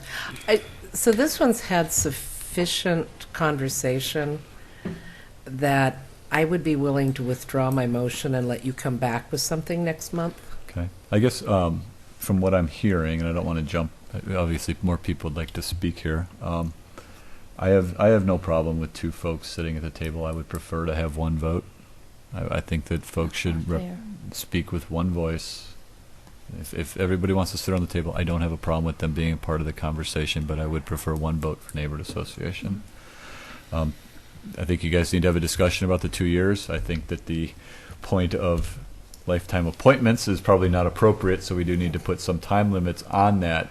But I think as long as we don't include that a person can only serve X years, it addresses the concern that I heard earlier. We'll work on kind of if we agree with Jesse and what I was kind of trying to lay out, how appointments would happen. We can try to write that up unless someone's got a better idea. We could certainly document the concerns, to let the commissioners know what your concerns are. You know, I equate it to, like, I serve on MTAC. It's the directors from all the regions. We put up myself and Pete Walter. The mayor puts it forward. A big group of names go to the Metro Council, and they approve it. So while I understand the concerns about the politics associated with it, this also gives you the legitimacy, the stature that goes along with a mayoral appointment to the position. So there are pluses too that I hope we can bring forward. I think we need to document the work, own property, and business. I think that's going to be a discussion topic. We will redline it now, but I have a feeling it's going to get put back in. So when we talk about this, I think, Amy, you and I probably need to talk of how we want to present this to the commission, because I understand your concerns and I will bring them forward. But if you guys feel like you'd like to write it up in like a paragraph on your important issue so that it's with your voice, we could certainly do that as well, or I can convey that. And really the others I didn't hear a whole lot on concerning DE and F. Did, you said you withdrew your motion? Well, I'm not sure a show of hands is going to say much right now, because there's a lot of I'm just- uncertainty on this if one. you withdraw your motion, that can, I guess that'd be great. if folks heard, if I'm summarizing this correctly, maybe we can go back and write some of this up, and we can come back instead of. I have a suggestion on the appointment. What if you just kind of reword it where you say, the mayor shall appoint members to the, what are we? Committee? Yeah. Based on the recommendation of the neighborhood association, or, you know. Shall the mayor. I'm sorry? I'm not sure you can shall the I'm mayor just in the suggesting. language. My turn, my turn. I think what we'll try to capture is that there's an identified process for the neighborhood association to recommend somebody, the mayor to either say yes or no. If it's a no, that it goes back to the neighborhood association to bring someone Well, and I forward. think clarifying, is the neighborhood association the only means of nominating for this committee? Right. So Because that we can't that's have not a- clear. So that we can't have a walkout. So we'll try to. Okay. That you know, the nomination, whatever we're going to call it, comes from one person, comes from the neighborhood association as a recommendation to the mayor for their. We'll work on it, but try to clarify that. All right. Kathy, did you have something new that? Well, yeah, I just had a question.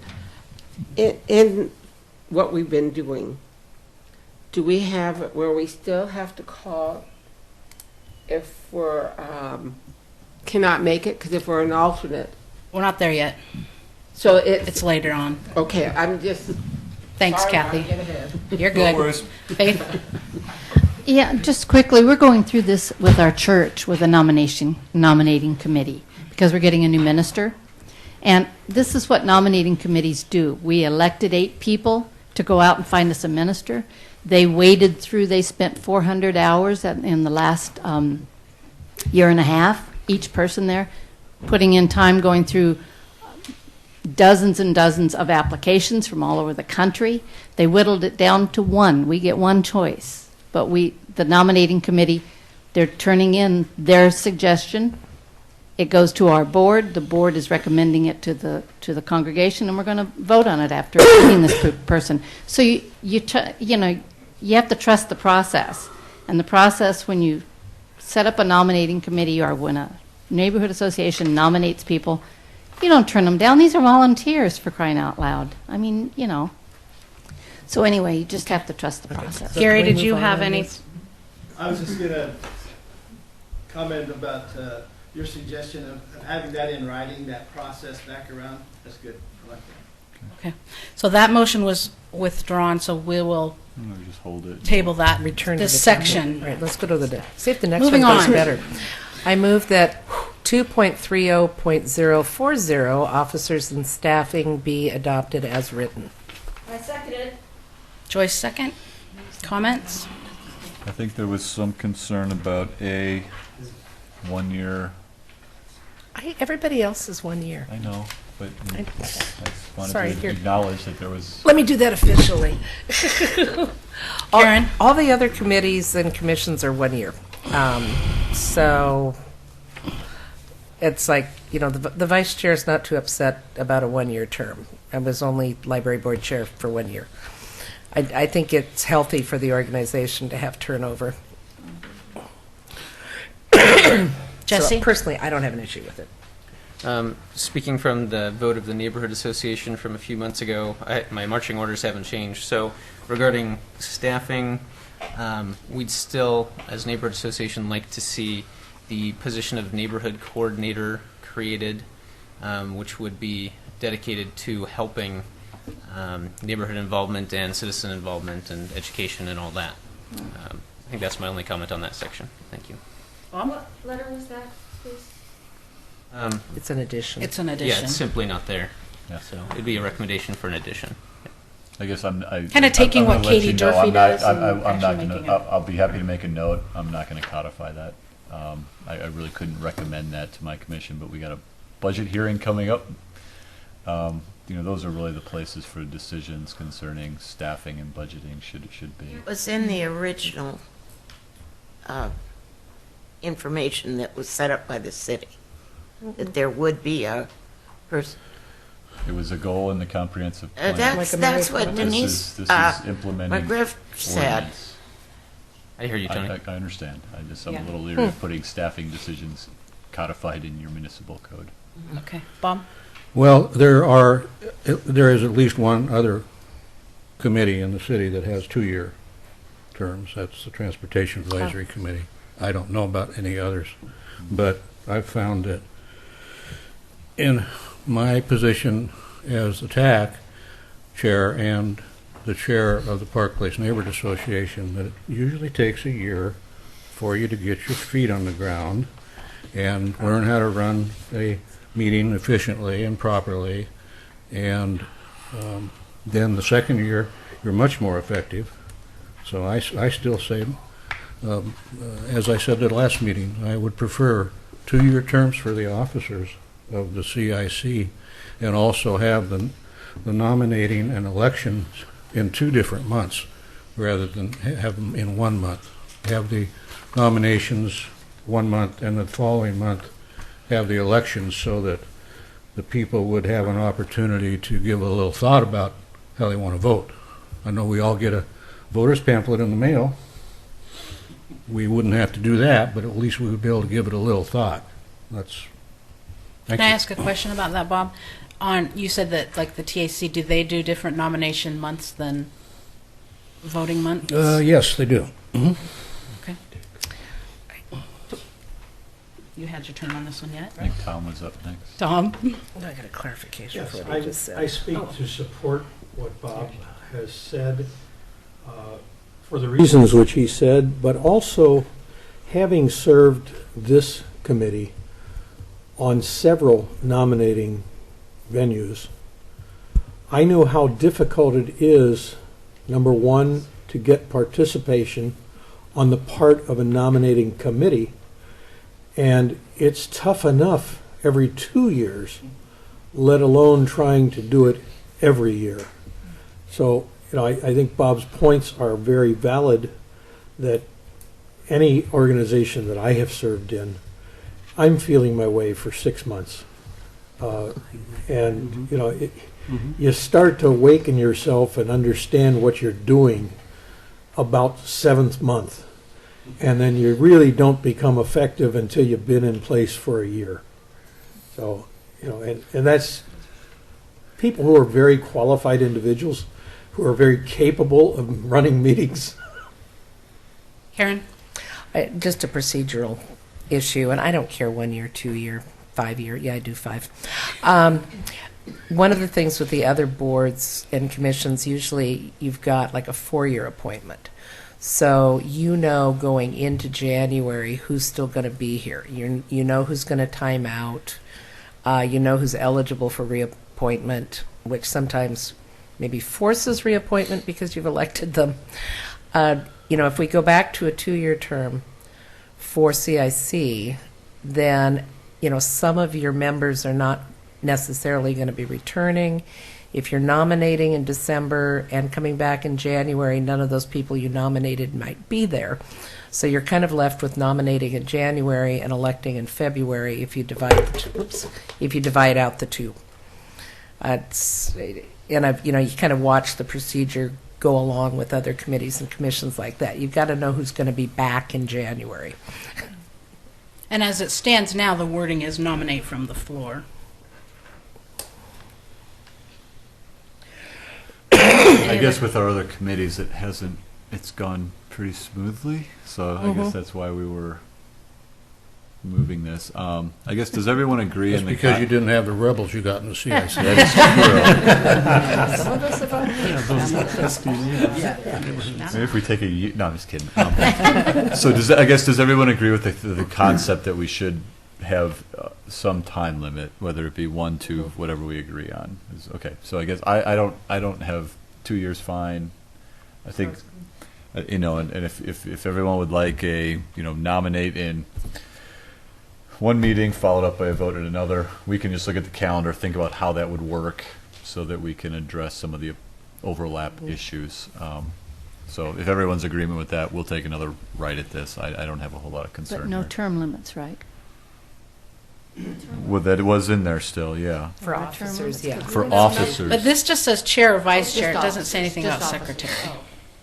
Lord, don't limit the secretary. You got a good secretary. Nobody wants to be the secretary ever. So I wanted to stay the secretary.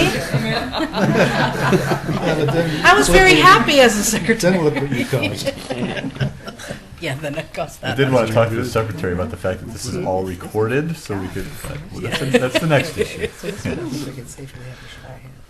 So, were Do you there other wanna- concerns with other parts of that? Essentially, what I'm hearing is 2-year term, and we'll address that, and then the nomination process. So 1 month for a nomination, 1 month for a vote. Without doing an official motion, let's take an opinion poll. As it stands right now, it says 1 year. As it's been moved, is 1 year. Opinion poll, how many people would like to see that changed to 2 year? Just raise your hand if you would like that changed. That's fine. There we go. Okay. Okay, would you like to amend your motion or should Who was my seconder again? I would change the motion to specify a 2-year term, so whoever seconded the first time I believe it has was to agree Joyce. with me. I agree. Thank you. All So right. amended. So amended. No, I know. Okay, so the official, is there any other comments on this section? Were you changing then the vote too? So we're not going to pick the vote. We'll do the vote 1 month and then vote on it the next month. Nomination. Nominations 1 Oh, month. we didn't Vote next month. go that way. Okay, let's take an opinion poll on that. As it was moved, it stands that we'll nominate from the floor in the month that elections are held. If that is still your opinion, that that's the best way, raise your hand. Okay, the opinion poll, the opinion poll, if you would like nominations made 1 month and vote the next month, raise your hand. Okay, we'll make All that right, there we change. go. And did you want me to add secretary, since it's one of the executive team? Do not limit a secretary. That's the life term. That's so mean. I was just pointing it out. I don't care either way what it goes. Gary? Is there a reason to not have a nominating committee like we've had? Just a question. I guess, like I said, just with the past practice of the other committees that I've had, it's gone pretty smooth. The nominating from the floor? Yeah. The last couple nominating committees, in my opinion, as Tom had said, it was so hard for them to get a meeting and even then to contact everybody and have everybody call them back. A lot of it was done on the floor anyway, don't you? Is my memory. No, it was done by email for the most part. Okay. And it's just usually agreed to by everyone. I mean, Kathy? And I believe a lot of people said no.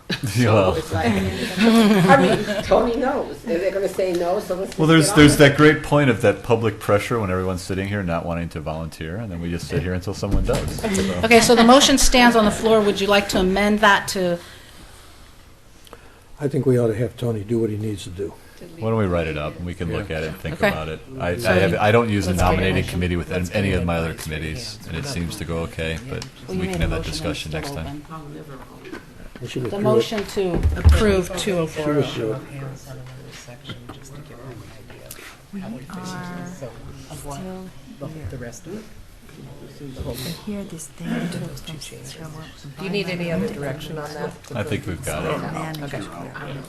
So we haven't voted on that section though. Can we call a question?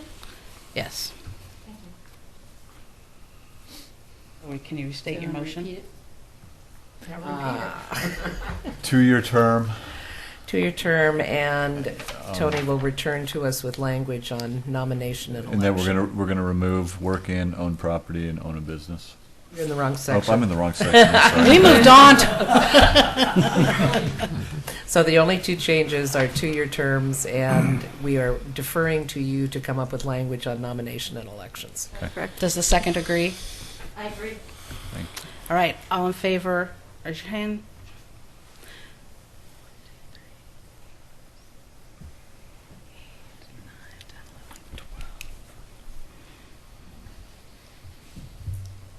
Nays?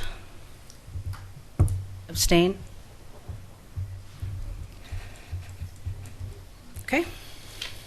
Okay. Moving on to the next section. I move that 2.30.050 be accepted as written. Is there a second? Come on, one of you two. Someone say second. It's face turn. Gary Okay. said second. And I want to say thank you for every month. Thank you for listening. Huh? Thank you for listening. Thank you for listening. You want to keep going? I did that with my kids. Joyce? Joyce, can you hand her the microphone? Sorry. Sorry. Section B, where it talks about the chairperson, vice chairperson, doesn't say anything about the secretary. So where it says a majority of the members constitutes a quorum, provided a quorum is present, voting matters shall be approved by a simple majority of the voting members present. All members who are present, including CIC officers, so change that, are allotted 1 vote per neighborhood on all motions. I like that. That's That the way we only went back change to I our would like 2 to see in that people. section. Right. That way we stuck with our 2 people can be on point, but you have 1 neighborhood vote. I would agree to that change to the motion. Did you get that? Okay. Yeah. Including the I just want to CS. specify that the liaison doesn't get, the commissioner liaison and the city liaison don't get, since they're under the officers section. No, they're I'll under make sure member. to craft something that Something makes it excludes clear that. you're not voting in spite of the fact. No, one they're raised their staffing. hand. You have that section is officers and staffing. I just want to make it crystal clear when we write up the language so we know. You get no vote. Okay. And I'm up. So the 3 officers. Means I don't have to be here. There you go. Maybe we should. Okay. Any other comments in there? Do we get those 2 changes? I guess the only Wait. I was up On first. the issue of the motion, I am not. does that Karen's not include- done. Sorry. Does that include all motions like we just had? Like, I agree with the 1 vote, 1 neighborhood, 1 vote, but you just took a couple of votes of opinion votes. Does that include those types of? No, that was just for a motion. Okay. And that's only occurring for this We're format. talking about Yeah, we don't Just do that being very clarified. often. Okay. I was just trying to get a clarifying. direct. Yeah. Thank you. Good question, Karen. Okay, and I have to lighten things up a little bit here somewhere. So this is not an amendment, it's totally facetious. But I think in order to honor the wishes of our mayor, we should include in here that meetings will end no later than 10 p.m. 10? How about 9? Oh, 9. Hey, we were getting really good at 8:30, so let's not. Just facetious. I like that. Or how about we say it can't go past? Doesn't it say we can't go past 11 if voted on to? Yeah, it has to be unanimous to go past 11. No, it can't go past 11. It can go past 10, but Or no, not 11. yeah. Whew, making my eyes hurt. Tom? Yeah, I'm looking here at the motion that we're currently looking at, and item D, the CIC chair or designee shall meet with the city commission once a year to provide an update of how the CIC has increased public, I think there should be a D after increase, public participation and knowledge of land use, and I think that in and of itself is very good. However, I also believe that it's a little bit redundant because in E above, it says a liaison from the city commission shall be appointed to act as a resource to the CIC and to attend CIC meetings. Now, I happen to have watched the city commission meetings, and our liaison reports monthly on what went on at our meeting here. So I think it's a little bit redundant, although I do agree that it's something that's important for the chair to do. So You're off the hook. I'm also going to guess that is report. All the other committees and commissions do a report once a year. My Yes, guess is correct. that language Yeah. should have been report to, not meet with. Can we just copy that? And I don't know that Brian wants to be held responsible for reporting on everything, right? Is that That'd what be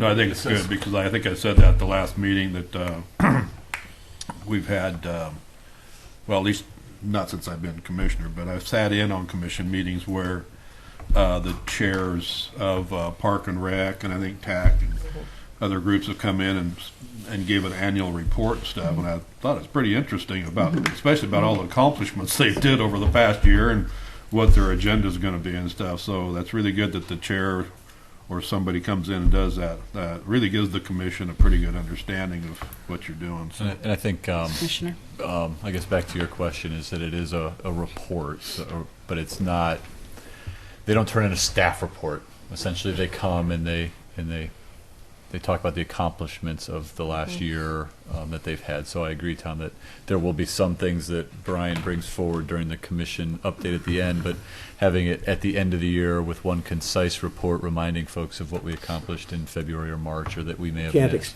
be expected to take everything back that we've discussed. So, but so it's been very well received. Karen's still So on as her motion. Karen just can't shut her mouth. You know this.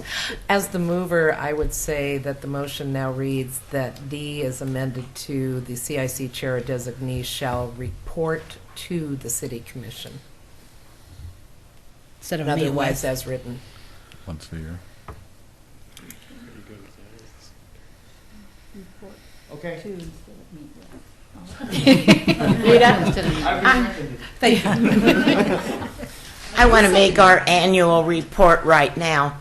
I think it's been 10 years ago, our neighborhood association planted 400 trees in a 2-year period in the McLaughlin neighborhood. And so all those beautiful trees in the parking strips that you see in our neighborhood are in bloom right now, and we're proud. And I think, those are the kind of things that, as somebody was saying, you're proud to say and surprised at what happens in the neighborhood. So Yeah, and nobody I look appreciates them I in look forward to a December. great year of that.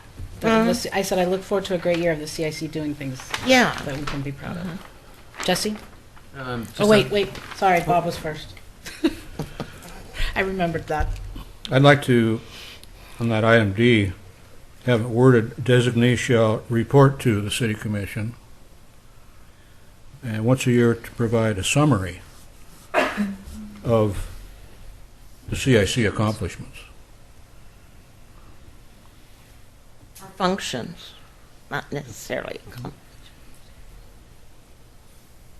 Are you saying to not limit it to how they've increased public participation and knowledge of land use? Yes, because in all the other, like Tony said, in all the other committees, they give a summary of their previous year's accomplishments, and it's actually kind of eye-opening sometimes to the commissioners and the audiences is what each committee has accomplished, sometimes behind the scenes.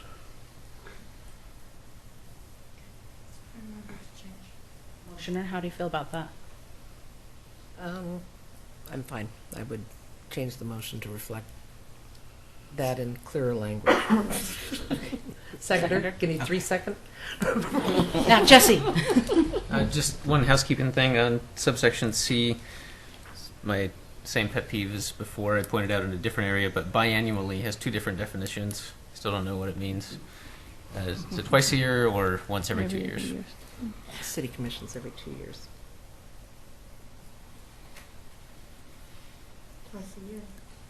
No, we're shooting for once. It's every 2 years. It's every 2 years. So we'll clarify that. Should just write it. Okay.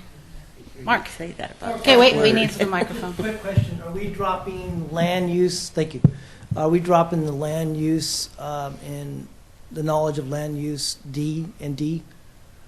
Part of the report. I'm comfortable That's with part of the that. I motion? mean, it's embedded throughout the other parts of this document that that's what we're trying to accomplish, and so I agree. Why just limit it to that term, that we may accomplish other things as directed by the city commission or Whatever happens in our neighborhood. just letting folks Beyond know what CIC. we've accomplished over the year Right. at the CIC. Yeah. Yes. CIC accomplishments, report on CIC accomplishments. Okay. All right. So, are we ready to vote? Yes.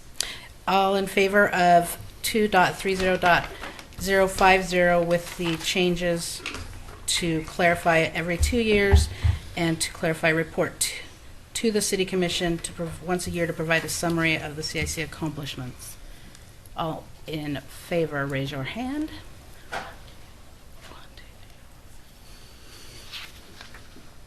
Unanimous.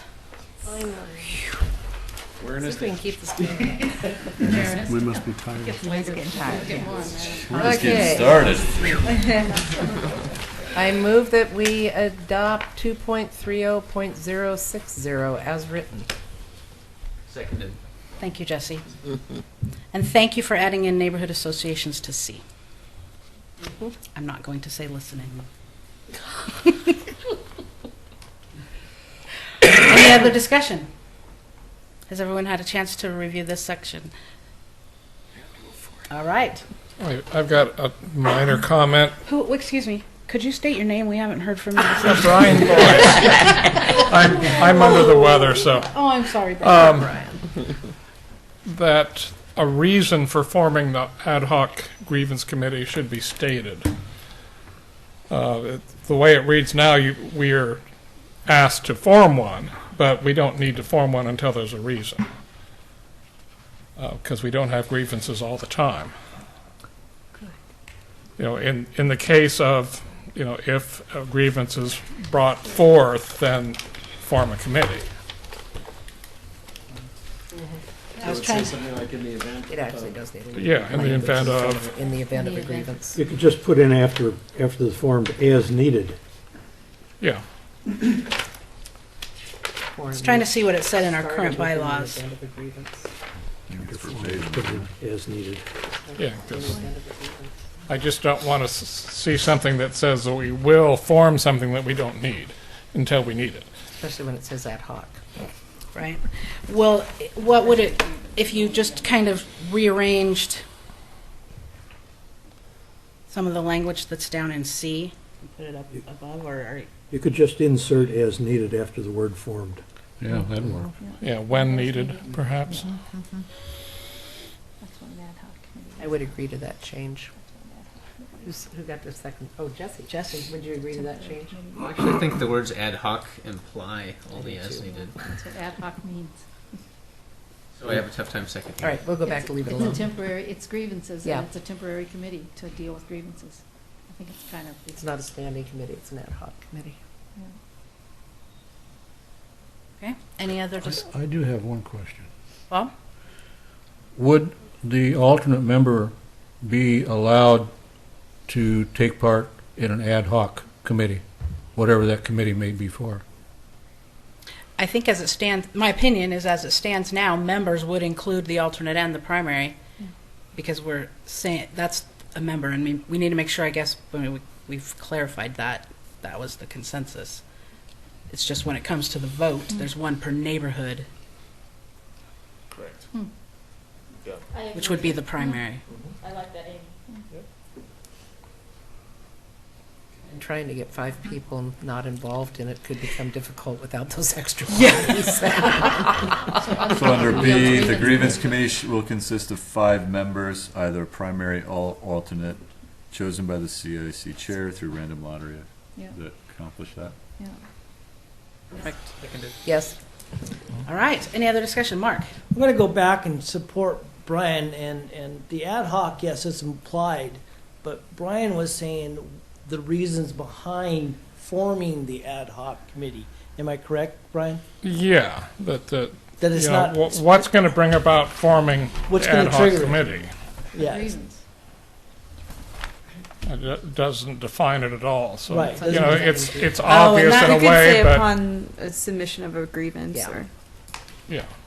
What that, because that is something that we did have a problem with at the last grievance is that in the public comment and in other areas, they kept saying things, but it didn't trigger a grievance committee until we had something in writing. So that is something. Now that's a good point. Upon submittal of a grievance, an ad hoc grievance committee will be formed. What level of complaint will trigger an ad hoc committee?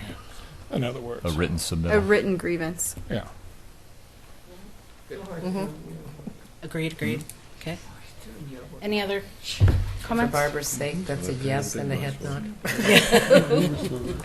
All right, all in favor of They don't care. 2.30.060 with the 2 changes? Was it 2? Actually. 3. All in favor? Well, Jess didn't second the second. Oh, yes. Yeah, you did. We made eye contact and seconded. nodded. Okay. Are you up? Okay, unanimous. It's unanimous. Okay.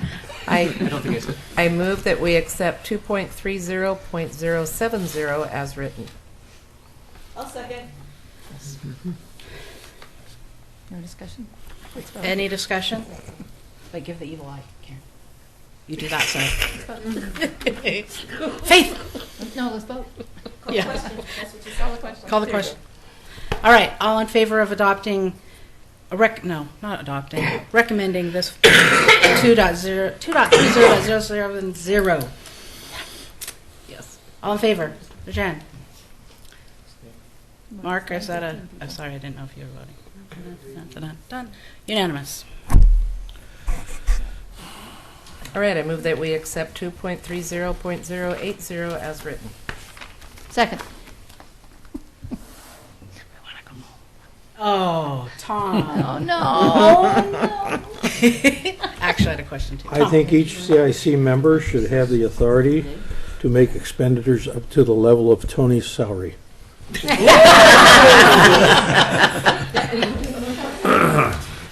Where's the gong? We need that gong. Gong. And then the We have a new budget committee member.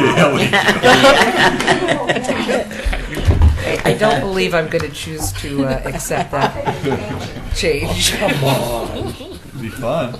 Just clarifying the question, is that just a statement? That has nothing to do with the neighborhood associations being allotted money. This is just one of those things, right? It's Planning who has authority to authorize expenditure of funds on behalf of the city. Kathy? Well, then, to clarify, if we have a little bit of money left, a neighborhood can make their signs to put up that's left in our budget. Yeah, this CIC is doesn't have money. right. This is not. That's what I wanted to clarify. so This is it's not not neighborhoods. This is that we here can't vote that we need to go buy something under. That we're going to spend my something. salary in each neighborhood association. Yeah. That we can all take a trip to Paris. We'll be a little Okay. party. All right, Jesse. Jesse. I think this might be a good spot to put one of those caveats at the beginning, just saying, except as otherwise authorized by the city commission, comma, the CIC shall have no expenditures. I don't know. I could imagine some theoretical possibility down the road where a resolution would be passed, where the city would say, okay, CIC, go do this little thing, and then you have an ordinance that trumps the resolution, right? Well, I think this is more dealing with, because even if they said, they would still have, the budget committee and the city commission would still have to authorize a budget line item with funds for you to spend. So once they put that in the budget line item, I'm responsible for those funds. And if it was on behalf of the CIC for some program or something like that, so it's a little different. I think we're getting to who has the budgetary authority on There are behalf more of the steps city. involved than I realized were there. There are, yeah, so it goes The to city can come to us and say, do this. We're not going to them and saying, do But they're that. the ones who put the money in a line item for me to spend on the behalf of the CIC. Got it. All right, let's take a vote. All in favor of 2.30.080? Unanimous. We're done with that section, right? Okay. All right, approval of the minutes from the March meeting. Yes, Kathy has moved to I approve. watched 2 hours. I wasted 2 hours of my life and will never get them back at the library watching them. It was a waste? Yeah, Sorry, I Kathy. heard that. Thank you. Thank you said it for was going to the entertaining. library. No, I didn't. All right, Kathy has moved. Does anyone second? I second. Bob, second. Any any discussion? Anybody notice any changes that needed to be made? Thank you, It was- Barbara. When you're watching this, you've done a phenomenal job of taking notes. And it was very interesting. Okay. So I can call roll for Thank that? you. All right. Tony? Yep. A, nay, or abstain for the You said minutes? Oh, yes, sorry. Yeah. Mark? Yay. Linda? Yay. Dennis? Yay. Chair Wilhite? Yes. Kathy? Yes. Tom? Aye. Joyce? Aye. Faith? Yes. Rita? Yes. Jesse? Yes. Bob? Yes. Karen? Oop. Bill? Yep. Gary? Yes. Brian? Yes. All right. Motion Thank you. passes. Neighborhood Association updates. I feel like we need to get up and do jumping jacks or head, shoulders, knees, and toes or something to. Yeah, moving on. All right, let's see. Which side did I choose to start last time? I have no idea. Joyce, why don't you start us off on round table? Neighborhood updates. Hillendale's meeting tomorrow night. Everybody's welcome to come. We are at Living Hope Church at 7 p.m. We're going to have Jim Band's going to come and talk about the bond for the. It's not a bond. The what? C-Safe. C-Safe? The C-Safe. Yeah. C-SAF. He's Fee. going to have lots of glossy pictures and photographs, and it's really pretty. And so Chief Band's going to be there. Laura, I believe, is going to be there from the Planning Commission, talking about how we can increase our membership. Bob LaSalle from TAC is going to be there, taking information about transportation in our neighborhood and concerns we have. Officer Rohde is going to be there talking about what's happening in our neighborhood. And Tracy Grisham from Clackamas County Fire District is going to come and talk about the May bond measure.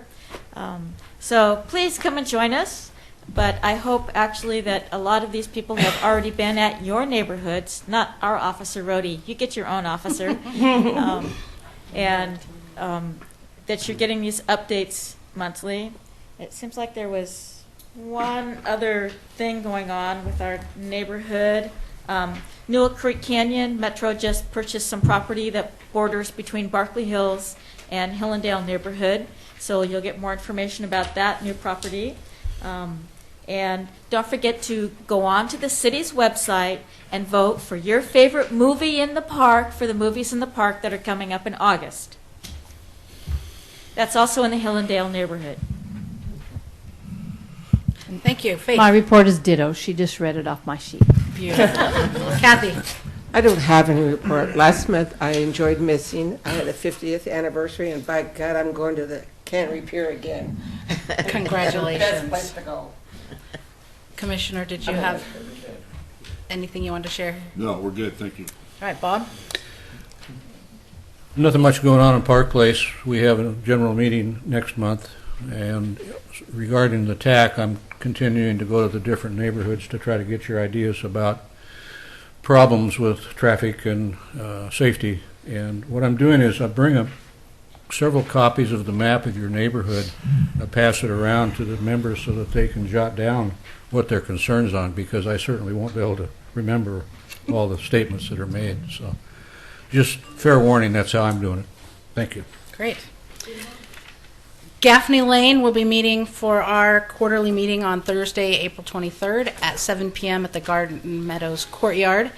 We will also have, I believe, Bob will be there from the TAC. We have someone coming from, I think Kelly is coming from the Planning Commission, and Brandon Paxton will be coming from the Clackamas Fire District, and we will have, there's something else. Oh, our wonderful and the best liaison, Sergeant Justin Young, will be there. And then Chief Band will also be there. So we'll have a lot of things to discuss. And hopefully we'll have information from the TAC about updates on Garden Meadows Drive, what's happening with the parking situation there that we had requested. We have the residents of the Garden Meadows Courtyard make us refreshments, so it's a wonderful meeting to attend. We may have to wander out of our neighborhood. Rivercrest, our plant sales coming up the first Saturday in May. We have a steering committee meeting in May. We've already had our CSAFE presentation and 5 really nice-looking firefighters talking to us about the fire department bond measure. They kind of came in mass. And kind of this is an off-topic, but this is an FYI for everybody. We've had a couple of businesses in Oregon City broken into in the last couple of weeks. Everybody who watches CSI, and I love like Los Angeles where they're zipping things all over on this lovely display screen, they use video from homes and businesses, cameras, whatever. If you have a camera on your business, on your home, or you know someone who has a security camera in use, contact Chris Wadsworth. You can register it with the city. So if there is a crime in your area, they can go to a database of those registered cameras and say, hey, maybe this person caught a shot of something going on, prior to this crime occurring. So again, if you've got a camera on your home, your business, or you want to add one, contact Chris Wadsworth at the police department and let her know. Hazel Grove Wrestling Farms has a meeting coming up, but I first wanted to report on 2 crime activities in the area. We had 2 homes under construction by Icon that were broken into. Tools and microwaves and other appliances were stolen. As far as I know, no one was apprehended yet. Saturday a week ago, 4 a.m. in the morning, some neighbors had reported people pounding on their doors with hammers or mallets or something of that nature. When the police showed up, they weren't able to find anyone. We're expecting another good turnout at our meeting on Thursday, April 16th at the Oregon City Methodist Church on South End Road. We'll have Chris Geiger from the Fire Station 17 next door talking to us about the bond measure. He did a very nice presentation for us last meeting, and we look forward to another good presentation from him. Chris Wadsworth will be there representing the police department as Jim Band had another commitment, and be talking to us about CSAF. And the most important part of the evening is the chair of TAC, Bob LaSalle, will be present because he's already aware that we have a number of concerns. Our members of our neighborhood have been sending me information on concerns that they have, and I'm putting those together in a summary or a listing to share with Bob, and then additionally those people who show up will share what they feel are important things, not only for our neighborhood, but for the city as a whole, where they see weaknesses in perhaps road construction, road layout, things that are unsafe for children, and those kinds of things. Suggestions that the TAC really needs to know about. And so we're really looking forward to Bob being there and sharing with him.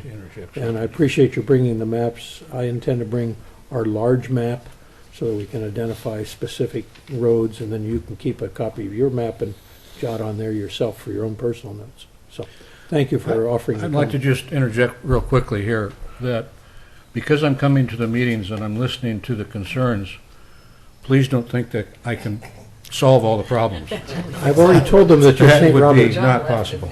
I've already told them you're St. Robert. I just want to make that clear. I'm listening, but I'm not promising. Brian? Yeah, Two Rivers is going to be meeting on the 22nd, and our illustrious Saint Bob is promised to come and talk to us about traffic. And we're going to also have a discussion on CERT and possible promotion of that through the Neighborhood Association. And we'll, of course, have our police presentation. And we'll see if I need to ask if they want to come and talk about the bond measure. But nobody's contacted me directly yet. But we do have a meeting real soon. So, okay. Okay, Jesse? Thanks, I'll defer to Rita. Rita? The library people where our neighborhood is very concerned about maintaining and the park remaining at the library. And so they've been working with us. Last month, when we had a regular meeting, they came and showed us this plastic slide and these plastic swings, and we're working very hard trying to figure out a way to maintain the ones that we now have. They had suggested a rubber mat squares as ground cover, and we told them we wanted to have them consider the bark dust because of its safety and lack of maintenance. The rubber needs maintaining. We were wanting them to continue with a 10-foot swing and an 8-foot slide. They were going to reduce the size of the swings, but they were convinced that enough adults that go with their kids swing in the swings and needed to have the bigger ones. There are some ideas that, that's the only copy I have of this, but some other small things, like these are just logs that are pieces that are cut and put on the ground for kids to use to balance on. And there's something to climb on that wouldn't take up much space, not like a regular monkey bar. Anyway, we're getting somewhere with them as far as trying to keep the park. It's very much used, and I drove around a couple other parks, and there's always more kids, I think, at the Carnegie than there are at the times I've looked at other parks. Thank you, Rita. Sorry, can I interject? Back to Jesse. Laura, do you have our information for our leadership yet from the McLaughlin, or do you still need that? I'll get to it. Okay. I think I have it. Dennis? Kanema, we're having a meeting on the 16th. As you already have heard, John Lewis or an associate will be a part of that speaking group. And we're going to have the geotech guy, and I think that'll alleviate a lot of the issues with people who are a little bit more melodramatic about falls and slides in our area. And I think that'll be really a very good meeting we're going to have. We're also, and I'll let Linda go on about it, but we're happy to report that the enthusiasm and the participation within our neighborhood has grown to the point where we've moved from the fire station over to the Methodist Church, I believe, and we'll have our first meeting there the 16th also. Want to add something? No, I just think we're going to have a good time. Everyone is welcome. Scott Burns is phenomenal. He's going to speak for 40 minutes on slides. It'll be a great talk. Yeah. Gary? South End Neighborhood Association, we reported, I think last time, that we've adopted the highway or the road down South End Road past the waterfalls, and we're going to do a cleanup this Saturday. So if you're going down that direction, please drive carefully. And if you want to join us, you can. What time? 8:30. 8:30? At the top of the hill. Meeting at the top of the hill, where Barker joins Right South in End? that area. We might meet at my house and then go on over there. Look for yellow or orange Yeah, dress. you'll see us. Hopefully. Bill? We had our March meeting we had a presentation by Kelly Moosberger, our planning liaison, and that was very delightful. It was also very timely because behind the the Methodist Church there on South End Road, they're putting in that V-shaped development, if you will, that's going to have 16 additional houses. So we got to look right out the window of the meeting room we were in and see development happening, and it was a very timely discussion. And it was great. Also had Captain Geiger from the South End Fire Station talk to us about things that have been going on in the fire district as well as the bond measure. And then, like he said, clean up this Saturday, and our next meeting will be on May 21st. Thank you, Bill. Tony? Hi, Berkeley Hills neighborhood. We have our next quarterly meeting coming up next week on the 14th. And so we have Brandon Paxton from the fire department coming over to speak. And people from around the city that will be coming over to address us, along with our police liaison Officer Wadsworth. We've had a series of petty thefts lately, people breaking into cars and stuff, and they're mostly coming in from the wooded area, from the green space owned by Metro. And then, some neighbors complain they see a bunch of transients just sneaking out of there, and, some people have, bikes missing, car CDs, stuff like that. So, talked to the police department, I think, last week, filed a couple of complaints, but we're just trying to do more of a neighborhood watch kind of stuff, like people be alert, and if you see anything going on, just report it right away. Even, because I spoke to Chris Wadsworth with the police department, and she said that, if it's okay if everybody just reported it, so, and at least made a report of what was missing. So when they find it somewhere, they can be able to trace it back and, things like that. So hopefully we'll be able to get that resolved. But right now, over the past week and a half, it's just been really annoying, so. Mark? And to what Tony's saying, I'm also asking the police department and the GIS department to work together to map these incidents, because with my background, I know that they can do that by just giving the address of so we can actually see maybe a pattern to our neighborhood of where the stuff is coming, what's being taken, and maybe find out, through mapping where the when the crimes are being committed and where. I haven't heard back, but we're hoping to get some information on that. So That would be interesting, because I know that they're having that in other neighborhoods too. Right. I've been on Next Door Neighbor. I've been getting a lot of reports from different neighborhoods. Yeah, it's a fairly easy process for addresses and to put them into the GIS system to plunk out maps just like this to show you which kind of instead of we get a spreadsheet. Right. The spreadsheet does nothing for me except for make it confusing. So have you asked your liaison or Chris Wadsworth? Has that been? Actually, I asked the captain, and he was gonna look into it. So I'll follow up and find out maybe if other associations have problems, we can start coordinating the effort. Bring that up to your liaisons. Joyce? Just want to make a comment that I know happened a week and a half ago in Rivercrest neighborhood, where Gardner Middle School is. That there was a power surge that went through. 220 was being put through the line when it should have been 110. So there was a lot of damage to the electrical equipment at Gardner Middle School.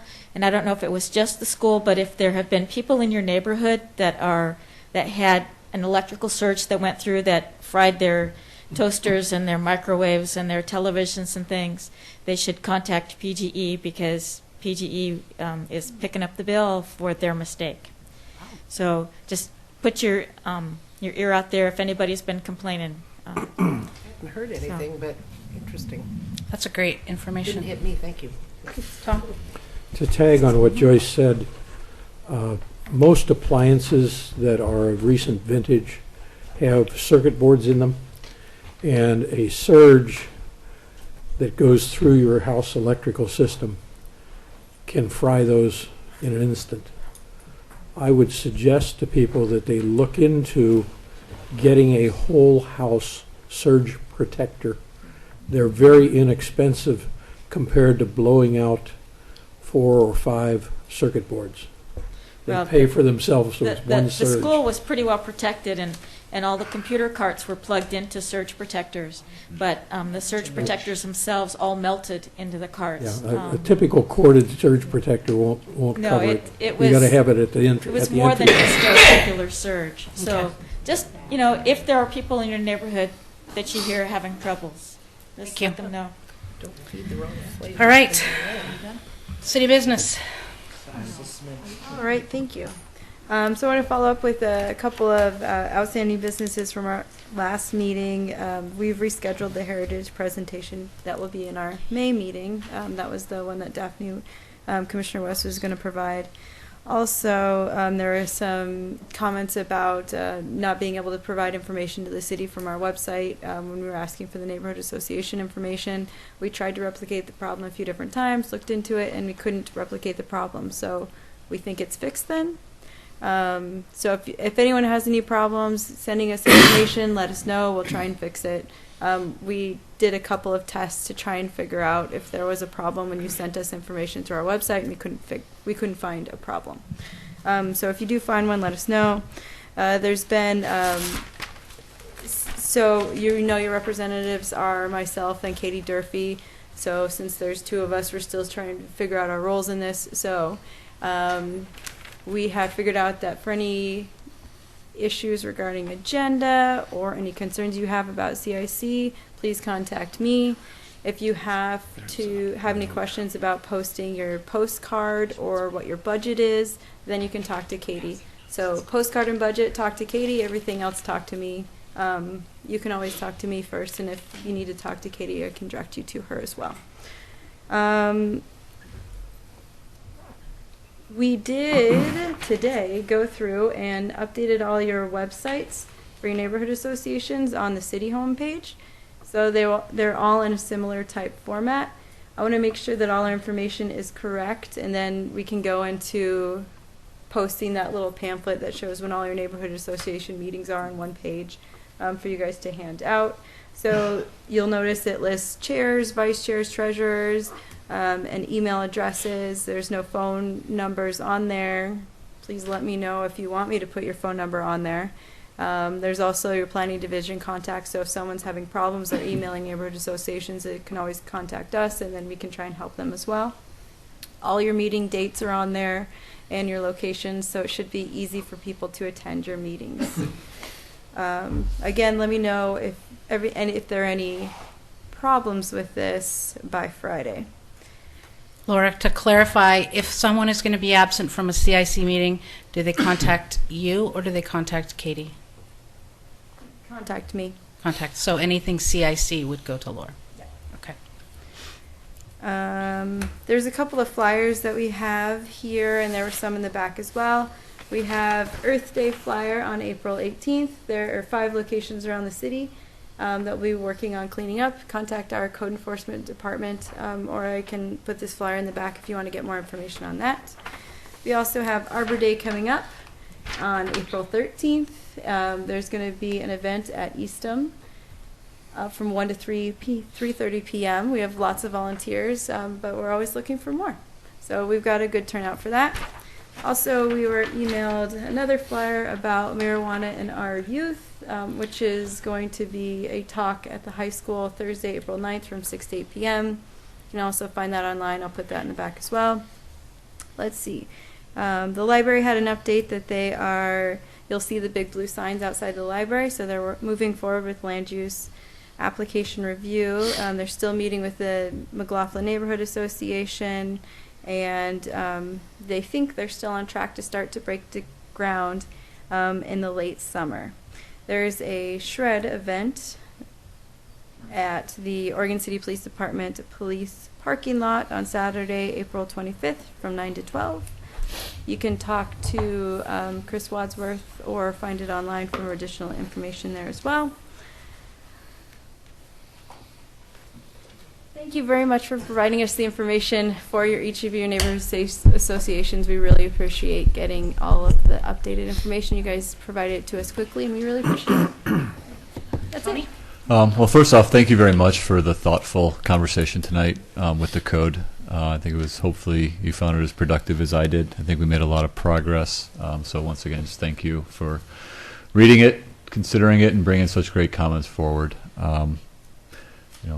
Might not be able to get everything everyone would desire, but I hope at least we can have that discussion and that debate, and then move on and do some more good stuff. Denise McGriff has been meeting with some of you, providing a land use 101, just kind of talking about the process, how applications are handled, raising questions. So she's asked me to attend the next one. It'll be on Tuesday, April 21st at 7 p.m. It'll be up at the Community Development Department, which is up at 221 Malala. We're on the second floor, so that's at 7 o'clock. So there were some questions that have kind of not been answered or needed more clarification, and then so I'm going to kind of sit down with Denise, and we're going to try to answer those questions the best that we can.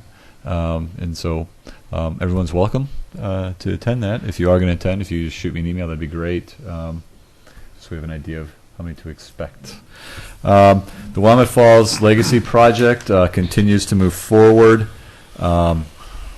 We sent out a request for proposals for the design and engineering documents for the Riverwalk. There were 14 submittals in response to that RFP. We had a group that then vetted those, and we narrowed it down to 3. James Corner Field Operations with Park Studio Miller Hull Architects, Mara Reed with Snoetta and Dialogue, and Walker Macy with Thomas Balsey Associates. So some very, very impressive responses to the RFP were submitted, and it's a 2-step process. So we took the 14, we narrowed it down to 3. Essentially now what we're going to do is ask them to address an issue, and so they would come up with how they would address it, design alternatives. So we don't want to get too far ahead in terms of tell us what to do with the property, since we haven't started that robust public engagement process that we will do again, but really trying to get how do they address issues, how do they address complex sites, to get some feeling for that. So that will happen. Those will be back in front of our review committee in May, and we hope to have a selection by end of May, early June. Then we'll start that process, probably 14 to 18 months of public engagement and work that would go into the preliminary design and engineering of the Riverwalk from 99E out to the end of the PG Dam. So with that... Actually, one more thing, too. The chair of each neighborhood association will start to see us emailing you land use notifications for all complete development applications as they go through the city. If you're not a chair of the neighborhood association, you would like to get that information, you can always sign up for our RSS feed on our planning division website. You can send me an email and I'll send you a link to it if you like. So it's going to the chair, not the CIC representative, and then the chair can disperse it as they need to. Betty, did you have anything you wanted to question or ask, since our lone holdout in the audience? All right, with that, we will adjourn. Thanks.